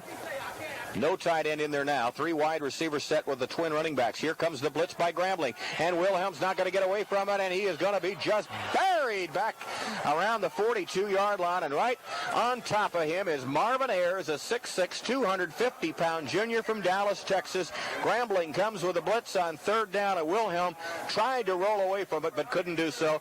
Ayers catches him from behind and dumps him hard at the 42, and it's fourth down and punt time again for Oregon State at the 7:44 mark left in this third quarter, and Glenn Pena is in to punt the ball. And the last time he kicked very well. He had a long punt, 51 yards last time. Here's a good high spiraling kick by Pena. Waiting, take it at the 13-yard line, return to the 15, out to the 20, and that's going to be all. 21, give him an 8-yard return after a very good punt by Glenn Pena. On the return this time, well, come on, Darrell. It's Kevin Doucette again. They've been shuttling people so many times back then, that punt return situation. This is Kevin Doucette, whose return is to the 21, and that's where Grambling will start. First down, Tigers at their own 21 with 7:24 left to go in the third quarter, and Grambling leading 14-3. So now Oregon State's defense has to stiffen again and try to get the football back. Go to a wing right formation. They give it to the wing coming to the near side. It's McFarland. Broke a tackle, 25, and squirms all the way out to the 30 for a 9-yard gain. Good run by McFarland. Played quite a bit in that second quarter for Marvin Thomas. McFarland is 5'9", 163, and a senior from Waterproof, Louisiana. The Beavers have an injured player, and while they look at the injured player, let's go to a timeout. Timeout on the field. Score, Grambling 14, Oregon State 3.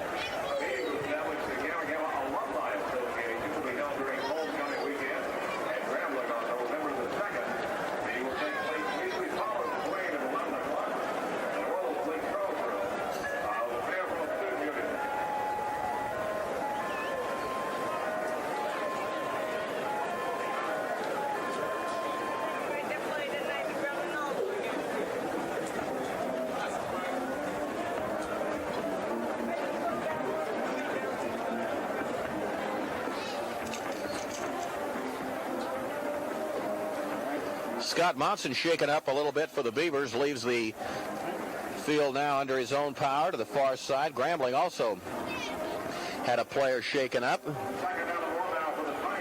It will be a 2nd down and 1 situation for Grambling at their own 30-yard line. They keep McFarland in as a wingback and set him wing right. Here's the handoff straight ahead. Dyson, and he breaks through out to the 34-yard line on a well-blocked play that time. Leading the blocking, Dwayne Richard, who's in there playing at an offensive guard spot. Gain of 4 for Grambling to the 34, and that's the first down of the night, or first down, of course, of the second half for Grambling, and that's their 14th first down of the night. They'll have running room left sideline right with the ball on the near side hash mark, moving left to right with 8:49 and counting left in the third now, and Grambling holding on to that 14-3 lead. McFarland, wing right, goes in motion. They give the ball to Dyson on a straight hitter, and Osei Lewis plugs the hole and makes a great hit from his linebacker position. Down goes McFarland at the 35. It's a gain of 1 only. Good play by Osei Lewis. Tucson, Arizona, his hometown, 3-year Letterman senior. It will be a 2nd down and 9 situation. Remember, Beaver Huddles next week, Monday noon, Corvallis at Nendell's, Wednesday noon, Salem at the Other Place Restaurant on Mission Street, Thursday noon, Portland at the Cosmopolitan Hotel. Here's Landry, retreating to pass with time, winds up, guns it over the middle, incomplete. He threw the ball into the turf. He was attempting to hit Wayne Hill, the running back, out of the backfield on a little down and out pattern at the 40-yard line, but threw it into the turf at Hill's feet, incomplete, and it'll be 3rd down and 9. So now the Beavers have a chance, if they could stop this play, or at least hold it under a 9-yard gain, to force Grambling back into a punt situation. The clock stops with 6:01 left in the 3rd quarter. Beavers will return home via charter to Eugene, by the way, immediately following tonight's game, and I'll get an approximate time for you on that for those of you who will be meeting the plane. Here's Landry to pass. Here comes the rush. He winds up and guns it downfield. Receiver falls down, and it's almost intercepted by Lopez.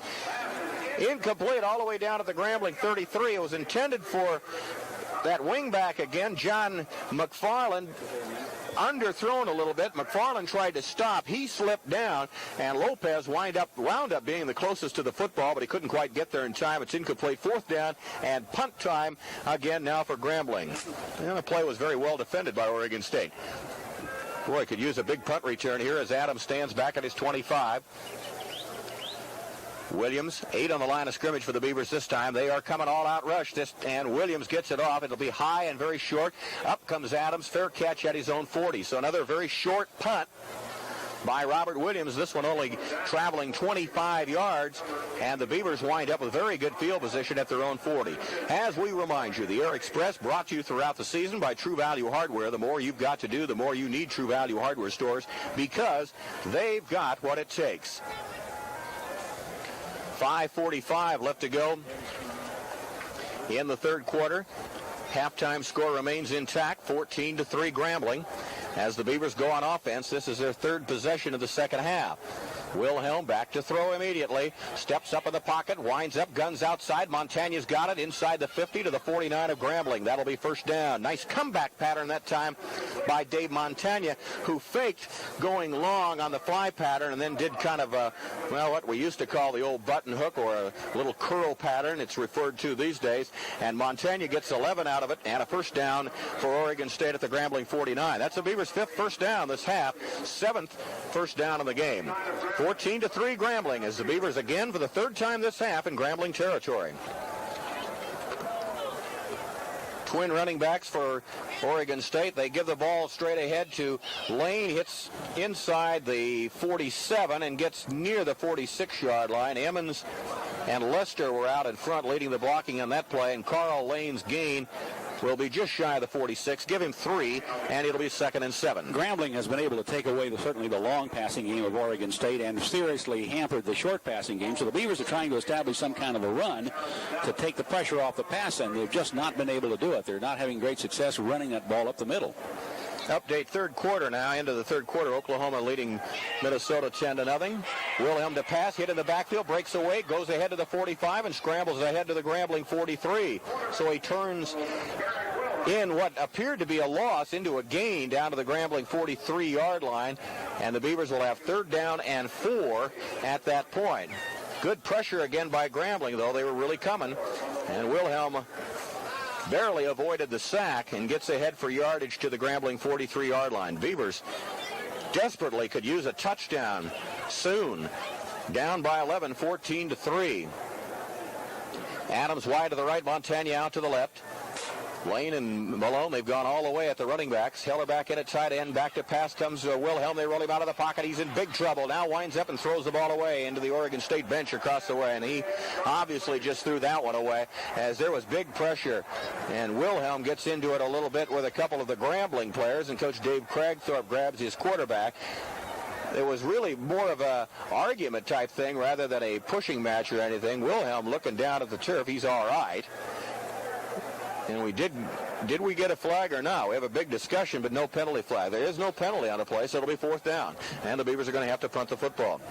Updating from the south, here's a final. Florida State, after trailing the entire game, that's one of the top 10 teams, came on and beat Kansas late. 24-20 was that final. Florida has won. They beat Mississippi State 36-22. Also tonight, Mississippi leading Tulane in the 4th, 20-10. More scores in a moment. Here's the punt by Pena. Good high punt. Looks like it'll reach the end zone, and it will, about 5 yards deep. Timeout on the field. Score from Shreveport. Grambling 14, Oregon State 3.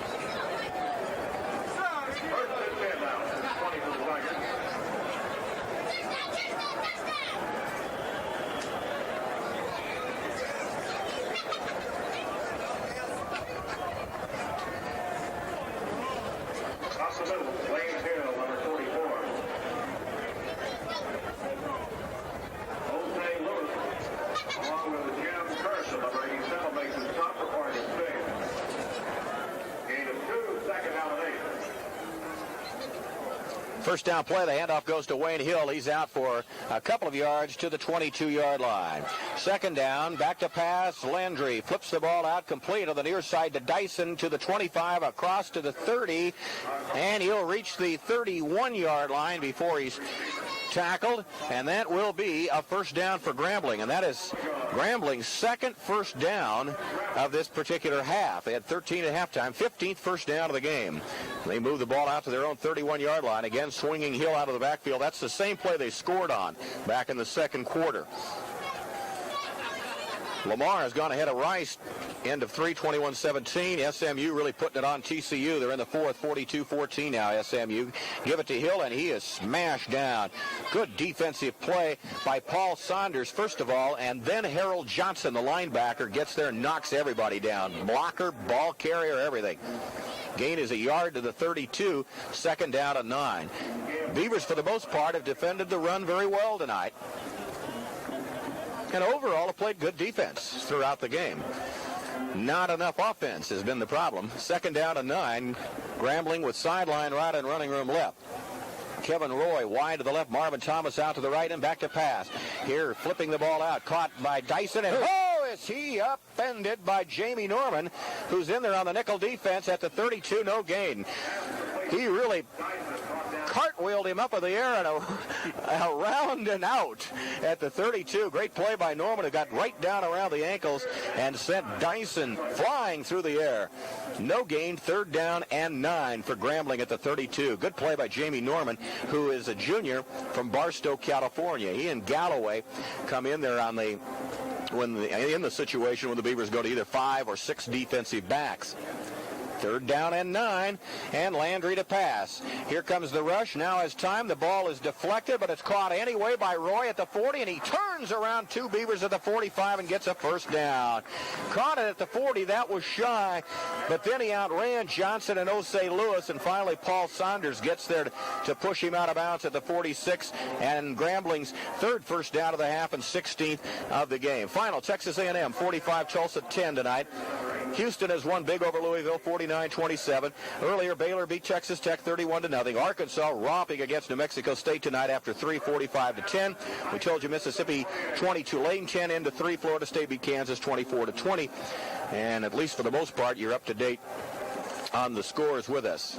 If there's one or two more, and we'll get those in just a second. First down, Grambling out at their own just shy of the 48. Here's Landry to pass on first down with time. Guns it out near side. Nice diving catch at the 46-yard line by tight end. It is not Williams this time, but Arthur Wells, who has played some, but not all that much tonight. They've pretty much gone with Robert Williams and Kevin Roy all night. Arthur Wells is a 257-pound, one-year Letterman sophomore from Mansfield, Louisiana. Gain to the 46 of 6, and it'll be second down and 4. Second quarter, Air Force 14, New Mexico 3. Second quarter, Utah 31, UTEP nothing. Those scores from the West. Here's Landry back to pass. Now rushed out of the pocket. Johnson on pursuit, trying to get him. Didn't. 45, runs ahead of the 40 and ducks out of bounds as Jamie Norman got over there in hot pursuit. And Landry just stepped out of bounds at the 40-yard line and picks up a first down. Johnson had a chance on him, but Landry wound up just running away from him. And another Grambling first down. This one takes it down to the Oregon State 40. So all of a sudden now the Tigers are moving the ball. They're doing very well offensively. Oregon State, again, having to worry about that run situation, committing a lot of people along the front line. That last time as the ball carrier went out of bounds, he slipped and fell, and down he went and took the Oregon State doctor with him. Oh, did he? Yes, sir. I didn't see that. Crammed him right under a bench over there. Oh, no. First down and 10, Grambling at the 40. Far side hash mark. Jim Nielsen's over there making sure everything's all right, though. The doctors are all laughing about it. Landry to throw. Guns it. Intercepted. Saunders at the 30. Return to the 35. Trying to get outside again. He's ankled down at the 37. But it's Beaver football. And that, for Oregon State tonight, is interception 4 or 5, Hal. It is the 4th interception for the Beavers tonight, and Saunders first on the year, and the Beavers 12th as a team. And Phil Alfieri is shaken up again and down on the field across the way. So they'll take a look at him as the Beavers will go back on offense. First down at their own 38-yard line. This is the first semblance of any drive by Grambling since way back, probably midway in the second quarter, but the interception turns it around. And Oregon State tonight, we've talked about it all the way along, been able to come up with some breaks. They've been able to get the football on fumbles and interceptions, but not able to make the big play themselves. And that's what's really hurt, and that is what everybody here seems to think is going to have to happen to get Oregon State's offense in gear. Somebody's going to have to make a big play. Let's hope it was Saunders' interception. It'll fire up the offense so that they can put a drive together and get in the end zone with 43 seconds to go in the third quarter and trailing 14-3. Time, certainly there's time left, but time becoming a concern, I'm sure, to the coaching staff. Let's check with Hal on the interceptions tonight. It's been Northington, Saunders, Schneider, and Curitin with the intercepts. Wilhelm on a draw, big hole. It's Carl Lane carrying it, and he fumbles the ball as he crosses the 40 out to the 43-yard line, but Beavers will get it. Lane fumbled it, but on the football at the 43-yard line, the Beavers will gain 5 yards out of it. It's Brills, I think. Yeah, Derek Brills, who covers the football for Oregon State. So a good play by the junior offensive guard from Pinole, California. Beavers retain possession and gain 5 on the play out to their own 43-yard line. Almost right in front of their bench now on the far side hash mark with sideline right and running room left. Back to pass, Wilhelm after a fake to the tailback. Now winds up and guns over the middle, incomplete. And boy, into triple coverage that time, intended for Bynum on a slant over the middle at the Grambling 45. And I'll tell you, Reggie's really attracting some folks. And the Beavers have another injured player now that they're going to have to look at. And also Bynum is shaken up a little bit downfield for Oregon State. So the Beavers have 2 injured players. Is Wilhelm the other one in the backfield? Yeah, I believe so. Yeah, that is also the final play of the third quarter. So while we check out the injuries, let's turn it back to you, station. End of the third quarter from Shreveport, Louisiana, with the score, Grambling 14 and Oregon State 3.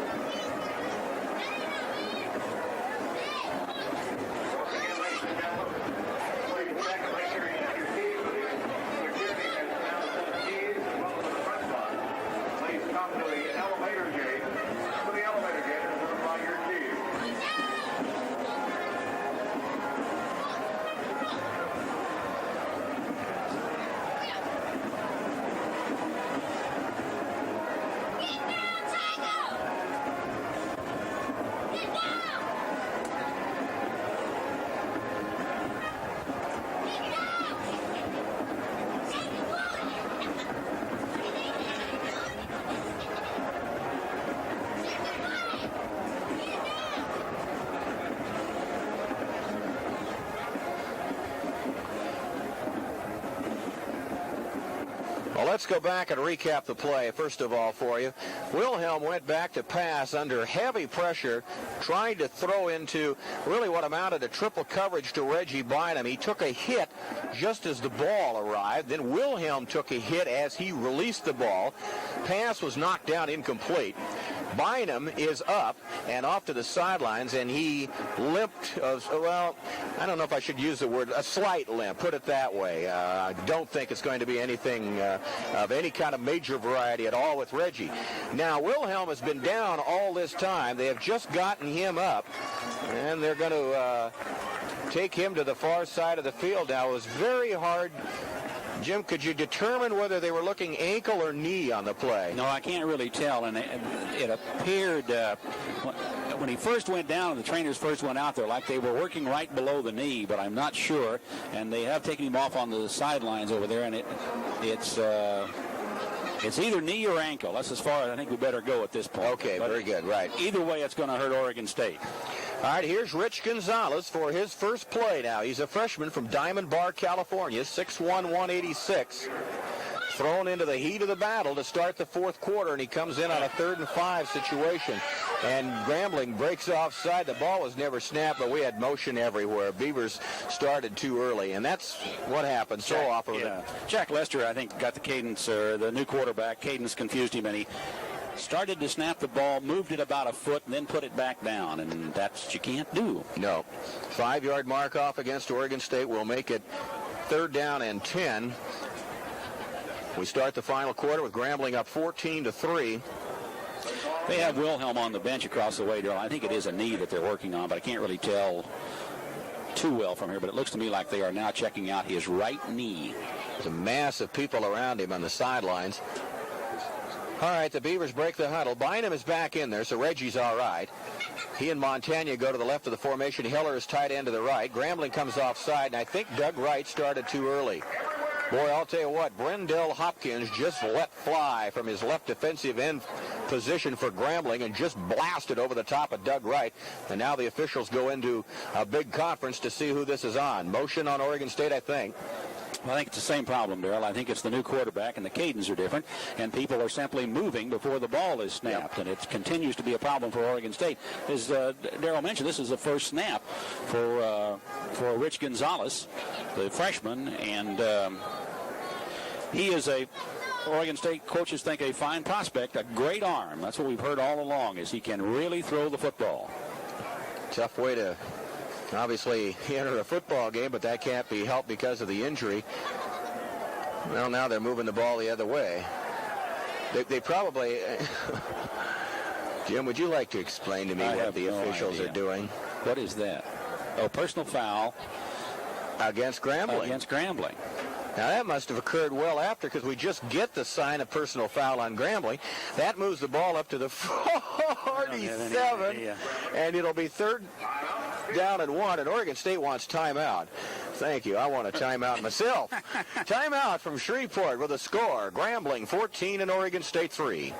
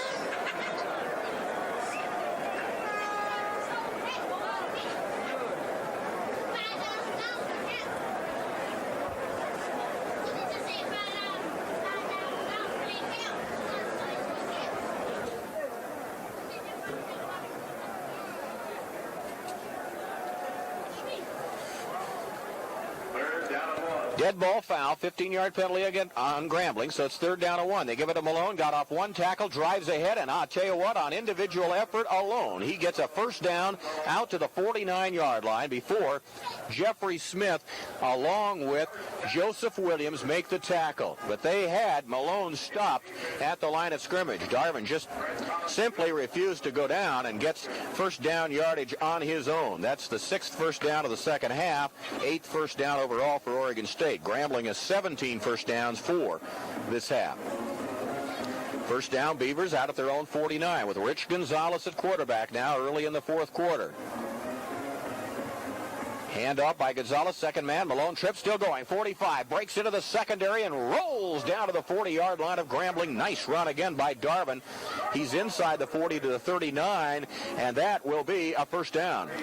11-yard pickup by Darvin Malone and first down yardage. Darvin was hit pretty good, Darrell, after he got about 5 yards across that line of scrimmage, but kept his feet and his balance and picked up some more yardage. A good run. Let's see now if the running game becomes so much more important since they had to go with a new quarterback. Oregon State has not yet put the ball in the air with Gonzalez in there. And I think that's very wise. Let Gonzalez get a few plays handing off before they ask him to throw it. Hand off Malone, big hole, 35, and drives ahead down to the 31-yard line. Nice run again by Darvin with Lester and Derek Brills this time downfield leading the blocking. Good gainer of 8, and it'll be 2nd and 2 at the Grambling 31. And the Beavers now just going to the power game after losing their freshman starting quarterback Eric Wilhelm to injury on the final play of the 3rd quarter. Wilhelm is still on the bench across the way. He's lying down. He has ice on that knee. 2nd down and 2 at the Grambling 31-yard line. Beavers moving left to right. Gonzalez gives. Here's the power sweep near side with Jordan, who's in. Gets to the 30, and boy, he just flattened Jeffrey Smith up from the corner to make the tackle. He falls forward to near the 29 and close to first down, but I think will come up maybe just short. Doug Wright's down in the secondary, threw a good block, a little bit slow getting up, but says he's all right. And they're going to bring the chains out now and the downs markers and measure to see if indeed this was a first down on the 2nd down running play. Good blocking also by the tight end, Ron Heller, who put a good hit on one of the Grambling Tigers who was trying to come up behind the play and make the tackle, but Heller lowered him out there. Heller at 6'3", 230, a 3-year Letterman senior, and of course a former linebacker. Pretty tough young man out there. He's having a good night tonight. He caught a couple of passes, and he's run well with the football after he's caught it. I'm glad you bring that up because, of course, we talked about the fact that Heller did not have a good night against Fresno State a week ago. It is a first down when Ron had dropped some passes, etc. His forte probably, though, is blocking. He's a good blocking tight end. Beavers get their 9th first down, 7th first down here in the second half, and have advanced the football by the running game to the Grambling 29-yard line. Trail 14-3 with 13-13 left to go in the football game. Bynum and Montana wide to the left, back to the running game. Big hole, Malone, 25, secondary, 20, and all the way to the 18. Fumbled after the whistle, after he was down. He'll get inside the 18-yard line, and another first down is Darvin. I'll tell you what they're doing, Jim. They're just running right over the top of Derek Brills and Jack Lester, and they're really opening holes. They really are, and they're giving Grambling, they're giving them the look of the receivers, the wide receivers, the 2 out on one side and pass. In fact, we can hear the Grambling assistant coaches in the booth next to us. That time they were yelling, throw, throw, throw. But they didn't throw. They ran it. They're doing a good job.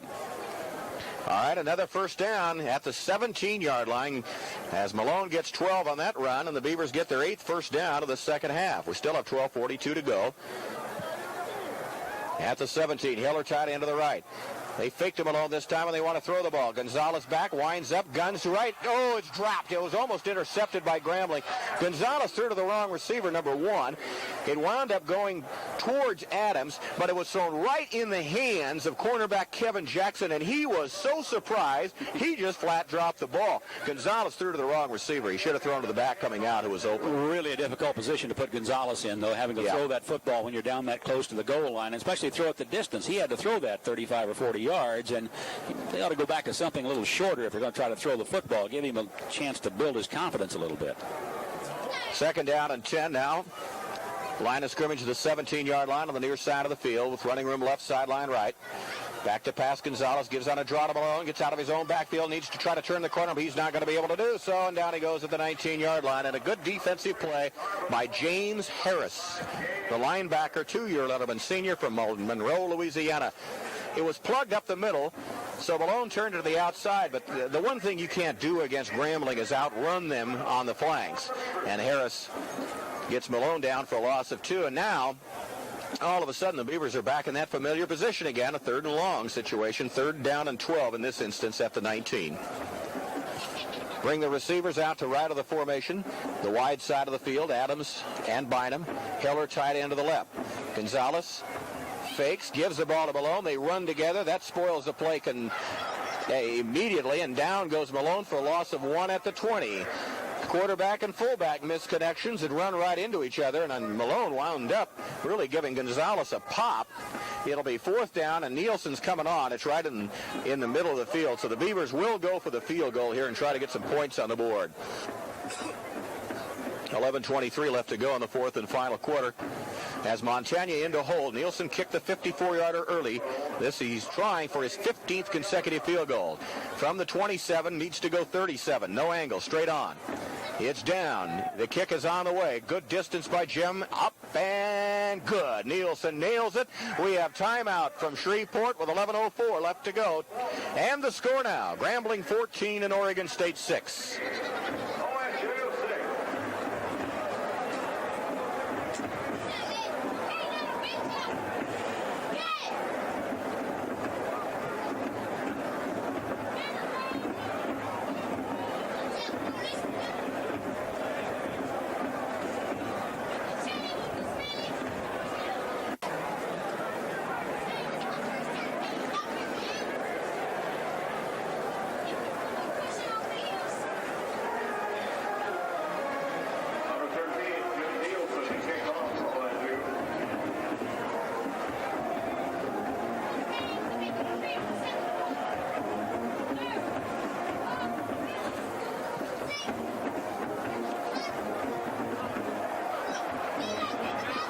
Here's Jett returning the kickoff, end zone, 5, 10, 15, 20.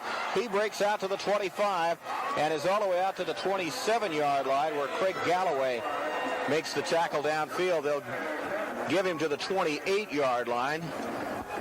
Long return, took it from about 5 yards deep in the end zone, returns for 33, and Grambling goes on offense, 1st down and 10 at their own 28. Jim. Well, Eric Wilhelm is across the way. He's out of his pads. He's on crutches. He has his leg in a brace, and you don't know how serious the injury is. That could all be precautionary, other than the fact that he did get popped pretty good, so we're going to have to wait and see before we know what the situation is. He's not leaving the field. He's staying on the sideline. Here comes the wing back around to the reverse. McFarland in big trouble and down. Osei Lewis again makes a fine play back at the 25 with Haggerty and Harold Johnson in hot pursuit also and helping out on the tackle. The loss will be a couple back to the 25, and it'll be 2nd down and 12 yards to go. Klein with good penetration up front for the Beavers to help on that situation. Also Andre Todd, who lined up on the same side of the ball with Bob Klein. 2nd down and 12. Good defensive play. 10:25 to go. Grambling 14, Oregon State 6.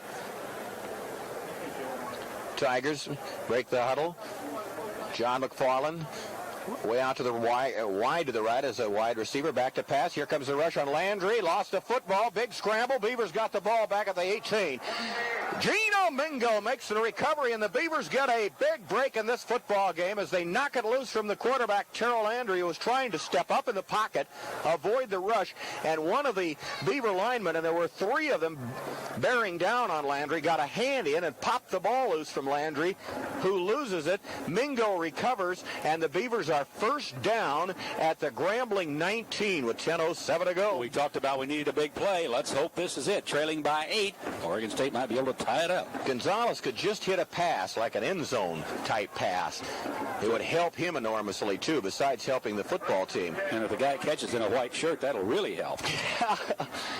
Eller, tight end to the right. Gonzalez gives on a quick trap to Lane. Is stood up, but drives ahead to the 17 and may have reached the 16. In fact, they'll give him the 16, so it'll be a gain of 3, and it'll be 2nd down and 7. Beavers going to do a lot of quick stuff up the middle now with the dives, the traps, etc.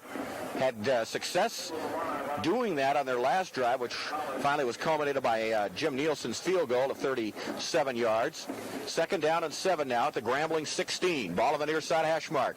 9:39 to go. Grambling up 8 as the Beavers threaten here following Gino Mingo's fumble recovery. Bynum and Montaigne far to the left side. Back comes Gonzalez. Here comes the blitz on. He winds up, guns to Bynum too high, but he made a great catch at the 10 and is thrown backward. He'll be about 1 yard shy of first down. Boy, that was pure vintage Reggie Bynum on that one, as Gonzalez wound up throwing the ball behind Bynum to the wrong side, and Reggie just turned around and one-handed it on the catch as he was being hit. What a receiver this Reggie Bynum is, and what a year he is having. 6 catches, 42 yards, no touchdowns as yet, but that was a great catch. That's as good as we've seen him make this year. Third down and more than a yard, because the nose of the football is not touching the 10-yard line. It's between the 10 and 11. So third down, more than a yard. Here's Gonzalez, bootleg. He's in big trouble at the 15. He gets to the 13 and out of bounds at the 12 and loses. I'm not sure if that's a design play or a broken play. Everybody came to the right. Gonzalez bootlegging back to the left, and maybe it was by design, but Grambling did not go for the fake at all, and Gonzalez loses to the 12, and now the Beavers will have 4th down and 3. What do you do here, Coach? Well, I don't know. We'll let the head coach is paid to make these decisions, so we'll let him make let him do it. Heck with it. He did not put his field goal kicker in as yet, however. Here's the paid attendance, and it's not going to set any world records, James. Gee, is that right? I can't believe that. That really looks low. Yeah, I don't know. That's 13,396. Looks like more than that, but then never seen this house before. Don't know how many. We've got a timeout, and I'm not sure whether this is just an official timeout or whether it's a team-assessed timeout. So let's don't take any chances here. We'll keep it here. It'll be 4th down and 3 for the Beavers at the Grambling 12-yard line, Jim. And let's go back and talk a little bit about Eric Wilhelm, who got hurt on the last play of the third quarter. Eric is on the sideline. He is on crutches. This does is it cuts the 8-point deficit down to 5. So if you do score a touchdown, you're automatically ahead. If the Beavers were to score a touchdown now, say on this play, they would still have to complete a 2-point conversion to tie. So Nielsen's going to go for the field goal, and he is virtually automatic from this range. Should the snap be okay and things like that, obviously. The line of scrimmage is the 12. He'll have an angle to the right. The kick will come from the 19-yard line, so it'll be a 29-yard variety, and that'll be by far his shortest effort of the evening. He's 2 for 2 tonight. He is kicked at the 25-yard line. Breakout, and here we go. Dave Montaigne does the holding at the 20-yard line. He's done a great job of that all year long, as Jim Nielsen has talked about on a number of occasions. They'll kick it from the 20, so it's a 30-yarder. It's down. It's kicked, and it's blocked off to the right, and that'll break Nielsen's streak as it goes out of the end zone. Somebody up front got through for Grambling, and it might have been James Polk, that big guy, 6'11", 340. He was there alongside another teammate, and both had their hands in the air, and I believe it was Polk that got the block. And Grambling will take over 1st and 10 at the 20-yard line, and that is a momentum crusher there, folks. That really hurts the Beavers because Oregon State, as Darrell mentioned, with those 3 points, got right back into the football game. With a touchdown, they could have won it. Now let's see if the defense can hold them or come up with the football again. SMU now leads TCU in the 4th, 56-14. Teach them to turn them in. Yeah. Lamar leads Rice in the 4th, 38-23. Texas A&M beat Tulsa 45-10. Houston beat Louisville 49-27. Handoff, second man. Dyson, line of scrimmage, and falls. Lewis might have tripped him, Osei Lewis, or Bob Klein. Gets out to the 24 for a 4-yard gain, 2nd down and 6. Other scores from tonight: Arkansas 45, New Mexico State 13 late in the game. Mississippi has gone ahead of Tulane 27-10 in the 4th. Florida State beat Kansas 24-20. Florida beat Mississippi State 36-22. All of those scores from tonight. In the 4th now, good game in Minneapolis, where Oklahoma leads Minnesota 13-7. So Lou Holtz's team has stayed tough. Landry on a roll back, missed at the 15, comes ahead to the 20, 25, and rolled out of bounds at the 26. One of the Beavers missed him all the way back at the 15. It was Rich Haggerty, and that allowed Landry to turn the corner, get up the sideline, and finally knocked out of bounds at the 26 after a gain of a couple. Well, they mark it now back at the 25, so very little yardage on the gain, and it'll be 3rd down and 5 for Grambling. And again, the Beaver defense, as they've had to do so often tonight, needs to come up with a big 3rd down play and give the offense yet another chance at the football. 3rd down and 5. Finals tonight, North Texas State 22, Kansas State 10. Here's Landry to pass, swings it out of the back. Dyson got it, 25-30, running at the 35. Oh, he's got a first down as he crosses all the way out to the 37-yard line before Harold Johnson gets over to make the tackle at the 37-yard line. And Beavers might get assessed a face mask here too, huh, Jim? Yeah, I think that was the call. I think he grabbed him by the face mask as he went by, so that'll be the reason for the flag. Coach Cragthorpe's out on the field. He wants to talk to the officials again, but I think that's going to be the call. This will be Grambling's 5th first down of the half and their 18th first down of the game. Head coach Cragthorpe is having to try to hide some of his assistants out there. The assistants are getting a bit vocal, I think, with the officiating, and so they're trying to keep peace along the sideline over there. Officials still in a discussion, and in that discussion are Mike Lopez, Jeff Schneider, Osei Lewis, all gathered around. Lewis trying to hold off some of his teammates right now. It's going to be against Oregon State, and it will be personal foul against Oregon State. Oh, let's mark 15 off rather than... See, face mask is only 5 unless you grab the face mask and try to turn it from the front part of the helmet back around to the back part of the helmet. That's only a 5-yard penalty. Personal foul is 15. Get much more yardage out of that one. That's right. March that baby down the field. And that's what they're doing right now, and this will move it all the way out to the 50-yard line. So this series for Grambling getting some help. It'll be marked at Oregon State's 49, and Grambling gets its 5th first down of the second half, 18th first down of the game. Okay, Grambling football on the far side hash mark at the Oregon State 49-yard line. Grambling go with a wing right formation, put him in motion, give it to the second man, Hill, stumbles line of scrimmage. Boy, almost lost the football. Knee touches at the 50-yard line, and Harold Johnson is right on top of him to cover him up. It'll be a loss of 1 for Grambling. And I think the reason he stumbled, Andre Todd got great penetration that time and got in there, and I think was able to get an arm or a hand on the running back and cause him to go down. So good play by Andre Todd, the senior from Pittsburgh, California, 6'3", 223, and he's a 3-year letterman, doing a good job at the defensive end situation tonight. Loss of 1 back to the 50 brings up second down at 11. To remind you, Beaver football brought to you by Blitz Weinhardt and its distributors, a part of the Football Fever fundraising program. Blitz will make a donation to the OSU Athletic Department for every case of Blitz and Blitz Light 12-pack cans sold during September. Here's Landry to pass with a big rush, winds up, guns outside, almost intercepted down to the 27-yard line, diving through the air is Levance Northington, but can't quite get there. And oh, did the Beavers put heat on Landry that time, coming with the linebackers, and Todd and Lewis were right in Terrell Landry's face as he threw off his heels to the near side of the field, incomplete, and almost intercepted. It'll be third down, stops the clock, 6:51 to go. Last week, Oregon State had 11 penalties, 106 yards. This week, well, we've already eclipsed that record. We've got 12 for 139. I don't like the way these things are progressing onward each week, huh? That's right.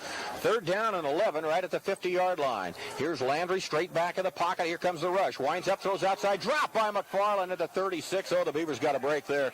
They wind up with coverage with the linebacker, Harold Johnson, on McFarland, who's quicker. McFarland freed himself on a deep out pattern in front of the Beaver bench, and he just dropped the football. And it's fourth down and punt time for Grambling with Robert Williams to punt. Robert Adams single deep for the Beavers, who could use a big play from their special teams here. They have 10 on the line of scrimmage. See if they come with the all-out rush now. They did last time.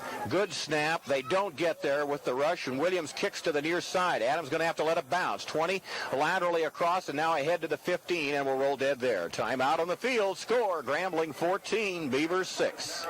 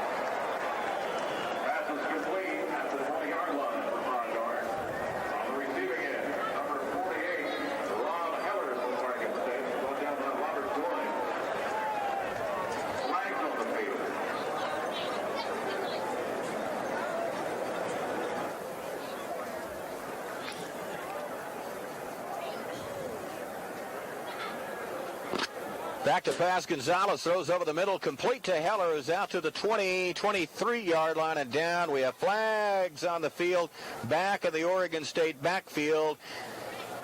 And here comes holding again against the Beavers. And for the umpteenth time, the Beavers have not only been penalized, but more importantly, I think, Jim, we should make the point, they've been penalized after a play that has gained fairly good yardage. That's happened a number of times. Really has hurt the Beavers, as Darrell says, killing the drives. Back to the 7 on the penalty. Now Gonzalez to his end zone to throw, and he's going to crank the bomb way downfield, incomplete as he throws it all the way to the 50-yard line towards Dave Montagna. He just lined up left of the formation, ran a straight streak pattern down the far sideline, and Gonzalez let her rip to the 50, but it's overthrown, incomplete, and it'll be 2nd down and 17 for the Beavers back at their own 8-yard line. It's between the 7 and the 8-yard line. Safeway proud to salute the Oregon State Beavers. Safeway knows it's the spirit of fair play that makes athletes great. And in that spirit, you can know that Safeway works hard to offer honestly fair prices on a wide selection of quality foods. I don't know if we give you a station break at 8. We'll do that right after this play. Back to pass. Big rush on. They'll get him for a safety. Gonzalez is down for a safety. Oh, what a rush by James Harris, the inside linebacker for Grambling. Harris is celebrating off of the near side. He made a great individual play. Give him credit. And he sacks quarterback Rich Gonzalez in the end zone. 2 points for Grambling, and now Oregon State will have a free kick situation at the 5:56 mark of the 4th quarter. The safety pushes Grambling's lead now up to 16-6. 16-6 Grambling, and the Beavers will probably punt it from the 40. Let's go over the station break. You're listening to Grambling, Oregon State from Shreveport, Louisiana on the Beavers Sports Network.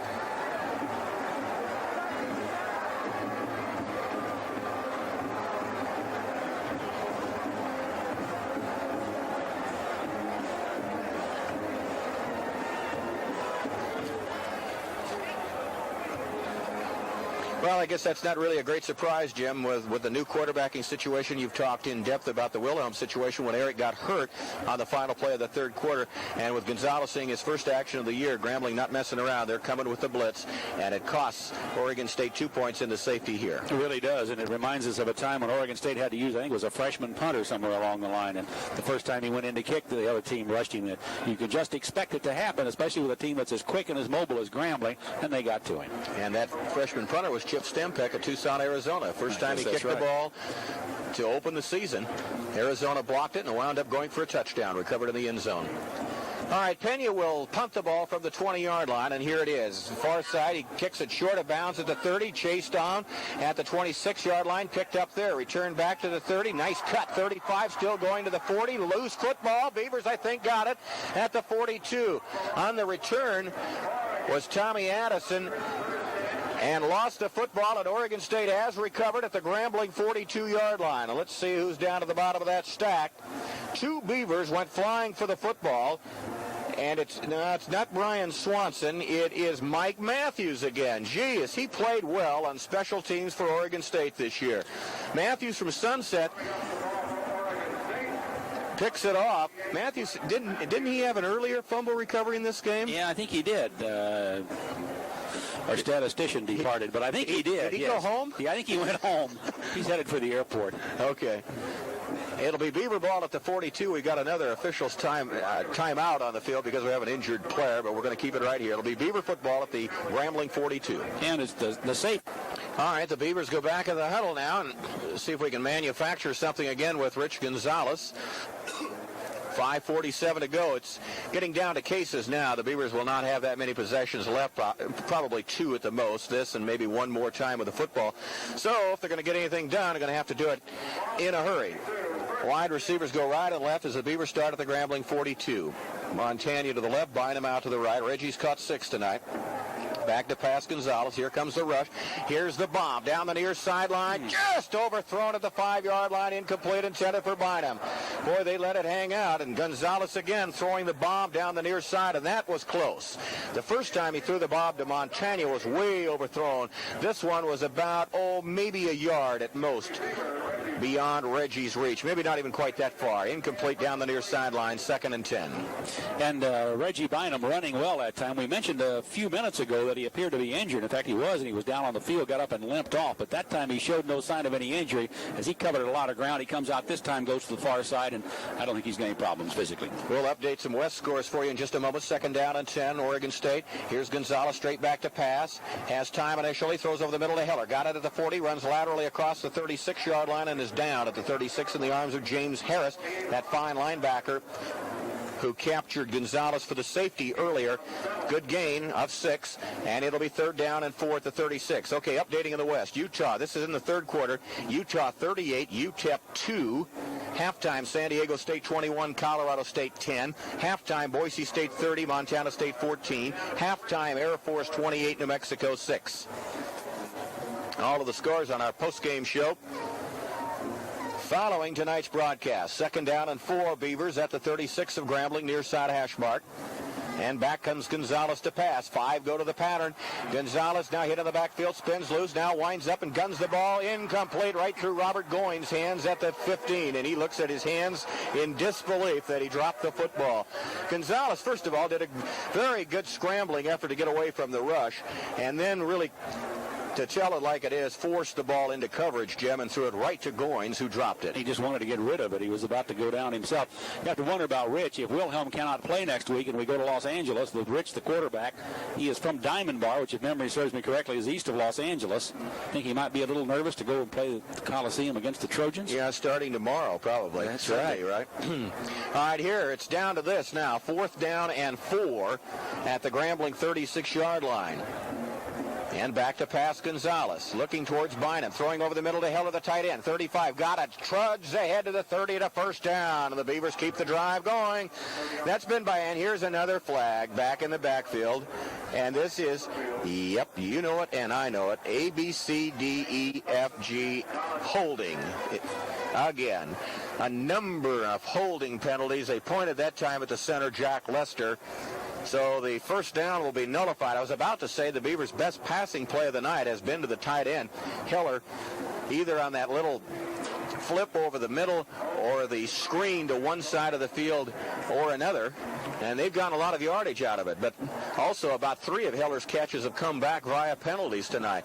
This brings it back to the 45 and now puts the Beavers in, well, mark it at the 46, puts the Beavers into a 4th and 14 situation. Wind up the clock, 4:40 to go. 4th down. Ross in at tight end. Back to pass Gonzalez. Here comes the rush. They get him for a sack back at the 45-yard line in Grambling territory, and that'll probably be the ball game. Let's go to a timeout. Timeout on the field. Score. Grambling 16, Oregon State 6.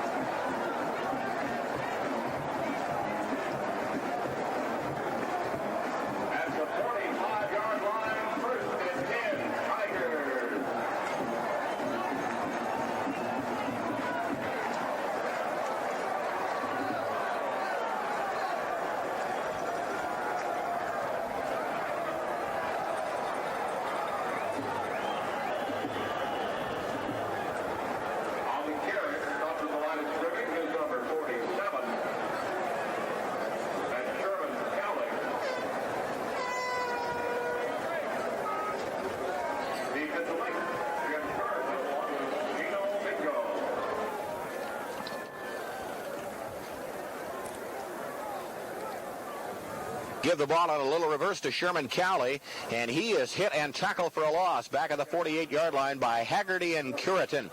Cowley, young man, Benson High School in Portland.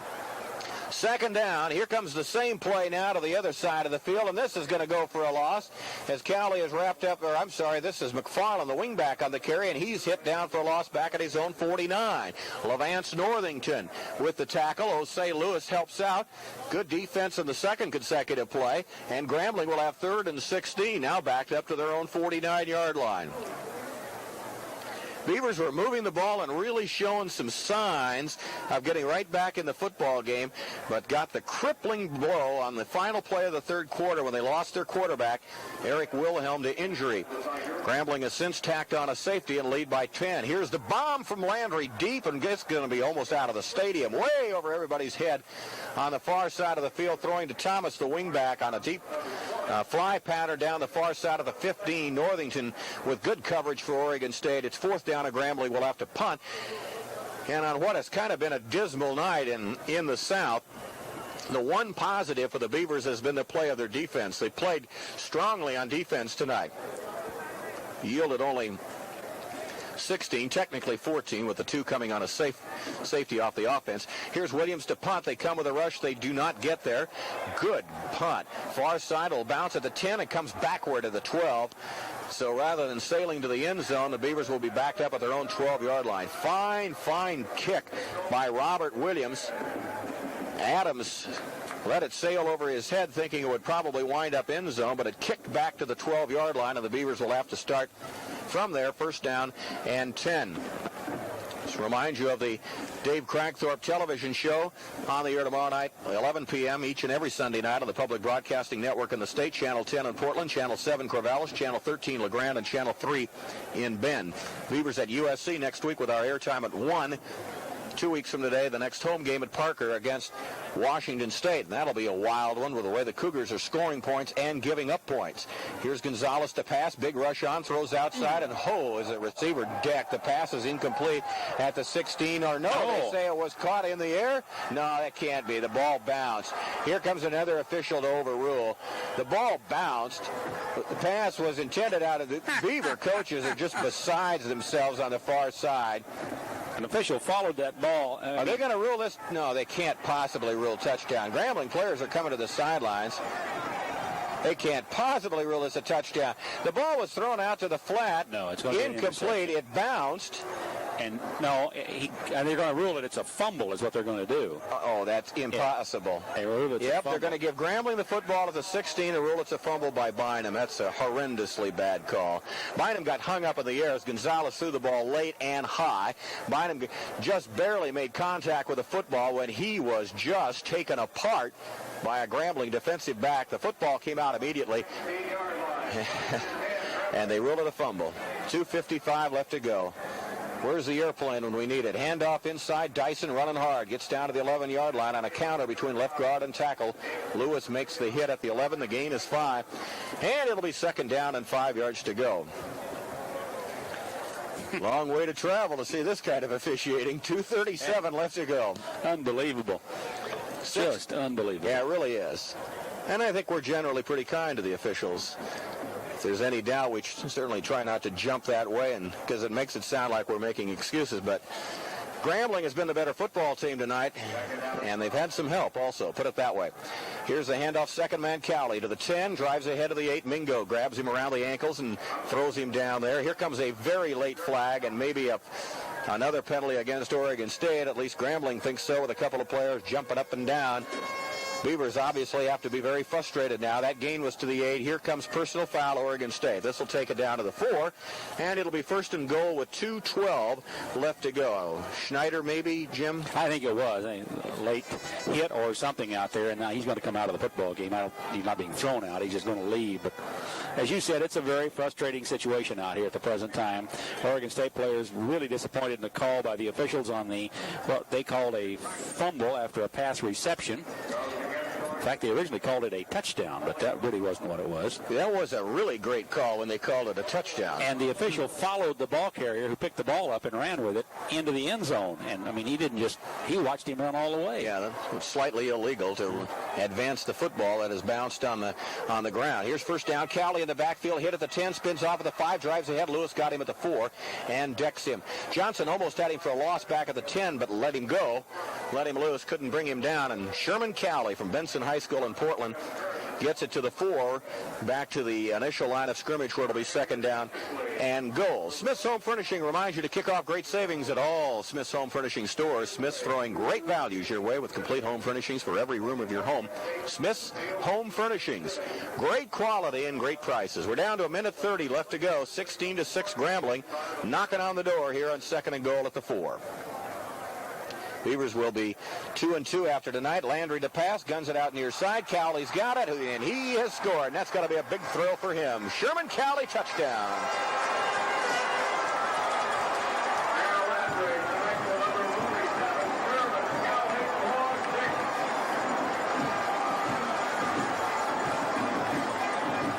Celebration is really on the near sideline, and well, it should be, as Grambling has put a touchdown up, 22-6 with a point after coming, and stations will send it your way for an extra commercial availability right after we check out the point after touchdown. I wanted to congratulate the officials. They actually dropped the flag when one was due. About half of the Grambling team went down the end zone and jumped on Sherman Cowley. That's illegal, of course. You can't do that. So they did actually drop a flag. It's going to be against Grambling. It'll be marched off on the kickoff. Ardashir Nobohar will try the point after from the 10-yard line out of the hold of Patrick Scott. 22-6 with the PAT coming up. Grambling will be 3-0 following tonight's game. Oregon State will return home 2-2, and the loss will not be the biggest factor of the night. It'll be the extent of the injury to quarterback Eric Wilhelm. Flags fly, who had movement up on the line of scrimmage before the snap. Eddie Robinson will get number 324, which is a significant thing on this game. And then next week, they go into Texas to play Prairie View at a big game. So for Eddie Robinson, a milestone tonight as he joins Bear Bryant. Very, very nice man, by the way, Eddie Robinson. Terrific guy to deal with. Very, very highly respected also. Yeah, he sure is. Coach for 43 years. 5-yard penalty, motion or movement offside will be the call to mark it back to the 8. So the PAT will come from the 15 now by Nobohar.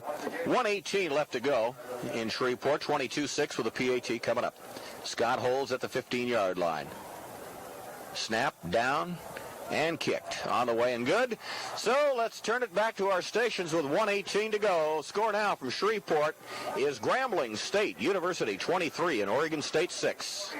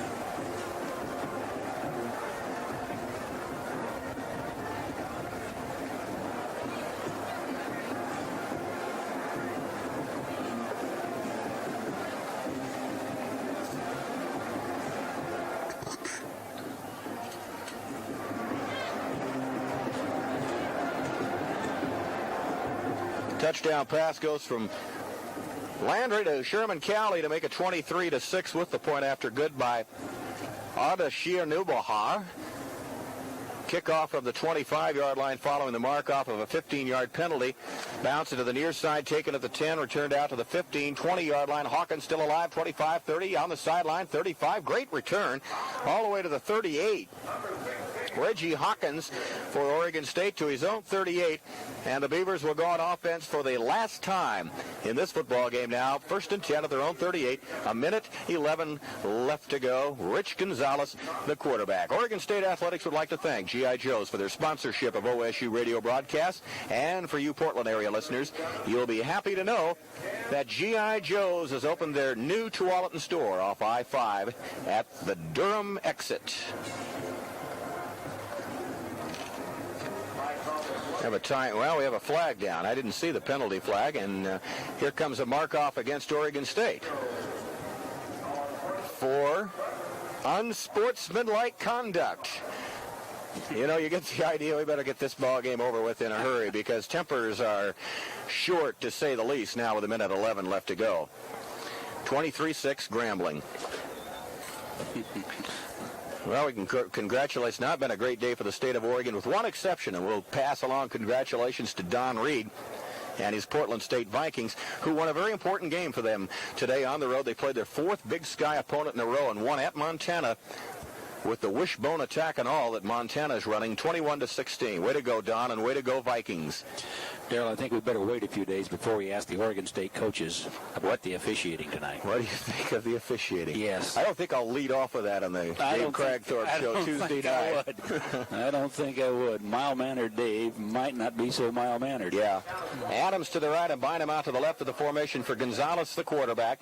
From the 22, they give the ball to Lane. Sweep to the left. 25 ahead, 30. Breaks tackles, 35, and all the way to the 40 and a great run. 18-yarder. That was very well blocked. It was first and about 2 miles to go. The gain is out to the 40. The Beavers will stop the clock, call a timeout here, and it'll bring up second down at 8 with 52 seconds left to go in the football game. Really surprised at the attendance figure, unless they let a lot of folks in free tonight. They list the attendance 13,396. Boy, I would have certainly thought it was at least 20,000. Yeah, the stadium holds 51. It looks like there's more than 13 in it. I don't know. I don't know. I'm like you. I don't know. Of course, maybe a lot of these guys are Grambling recruits, and they don't have to pay to get in. That's right.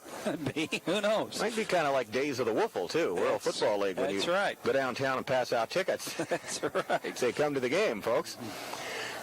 Beavers called the timeout to stop the clock with 45 seconds remaining, trailing 23-6.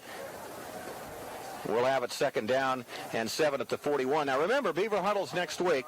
Monday noon, Corvallis at Nendell's. Wednesday noon, Salem at the Other Place Restaurant on Mission Street. And Thursday noon, Portland at the Cosmopolitan Hotel. Beavers are back to Pac-10 play from now on, starting next weekend, when they meet the Trojans of USC at Memorial Coliseum in Los Angeles. 2 weeks from today, it's the Cougars and the Beavers.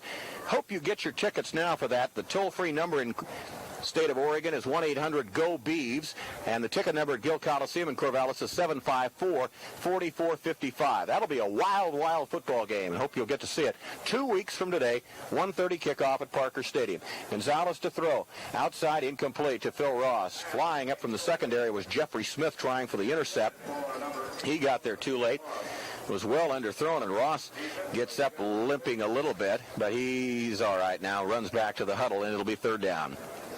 3rd and 8, ball just across the 40-yard line with 41 seconds left to play in the football game. Grambling folks will obviously go home happy. Coach Eddie Robinson will have tied the record set by Coach Bear Bryant. Then next week, Grambling plays Prairie View at the Cotton Bowl in Dallas. 3rd down, nose of the ball just across the 40. Gonzalez straight back to pass, 4 rush for Grambling. Now they rush him out of the pocket. Now he's in big trouble. Now he throws incomplete. Just kind of dumped the ball ahead. Lester falls on it just to make sure that the officials don't rule that it was a fumble, but it's his arm was coming forward. It'll be an incomplete forward pass, and it will be 4th down. You know, the one thing that will help Gonzalez, and I hope this is not the case. I hope Eric's back next week. Eric Wilhelm I'm referring to. But if Gonzalez is the quarterback, at least now next week they'll devote all the time to him at quarterback, Jim, and that'll help to some degree. Yeah, I'm sure they will, and we'll see some changes in the offense. I'm sure they'll narrow it down considerably and go with those things I think he can execute, and hopefully it'll help him a great deal as they get ready to go in against the Trojans. All right, 4th down. They give on a draw to below with a big hole. 40, 45, and he cracks for a first down out to the 40, what I think is a first down out to the 48. Good hard running again.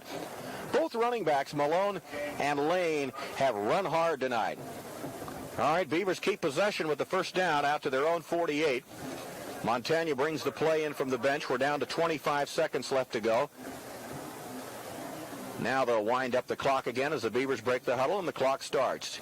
22, 21, 20 seconds, counting down. 23-6, the score, Grambling.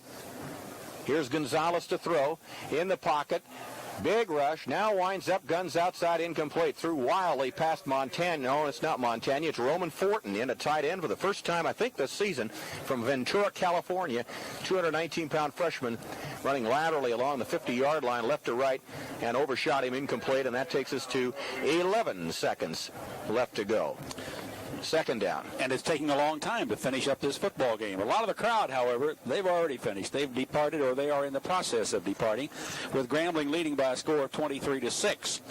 So the Independence Stadium in Shreveport, very kind to the Tigers again. They'll now be 6-1 in like the last 5 years playing here. Stay with us on our postgame show. We'll update you on all those other scores. Here's Gonzalez back to pass. Maybe the last play. Flips it out to Lane on the sideline, go to the 50 and out of bounds to stop the clock at the Grambling 48-yard line. That'll kill the clock with 5 seconds left, so the Beavers can run one more play.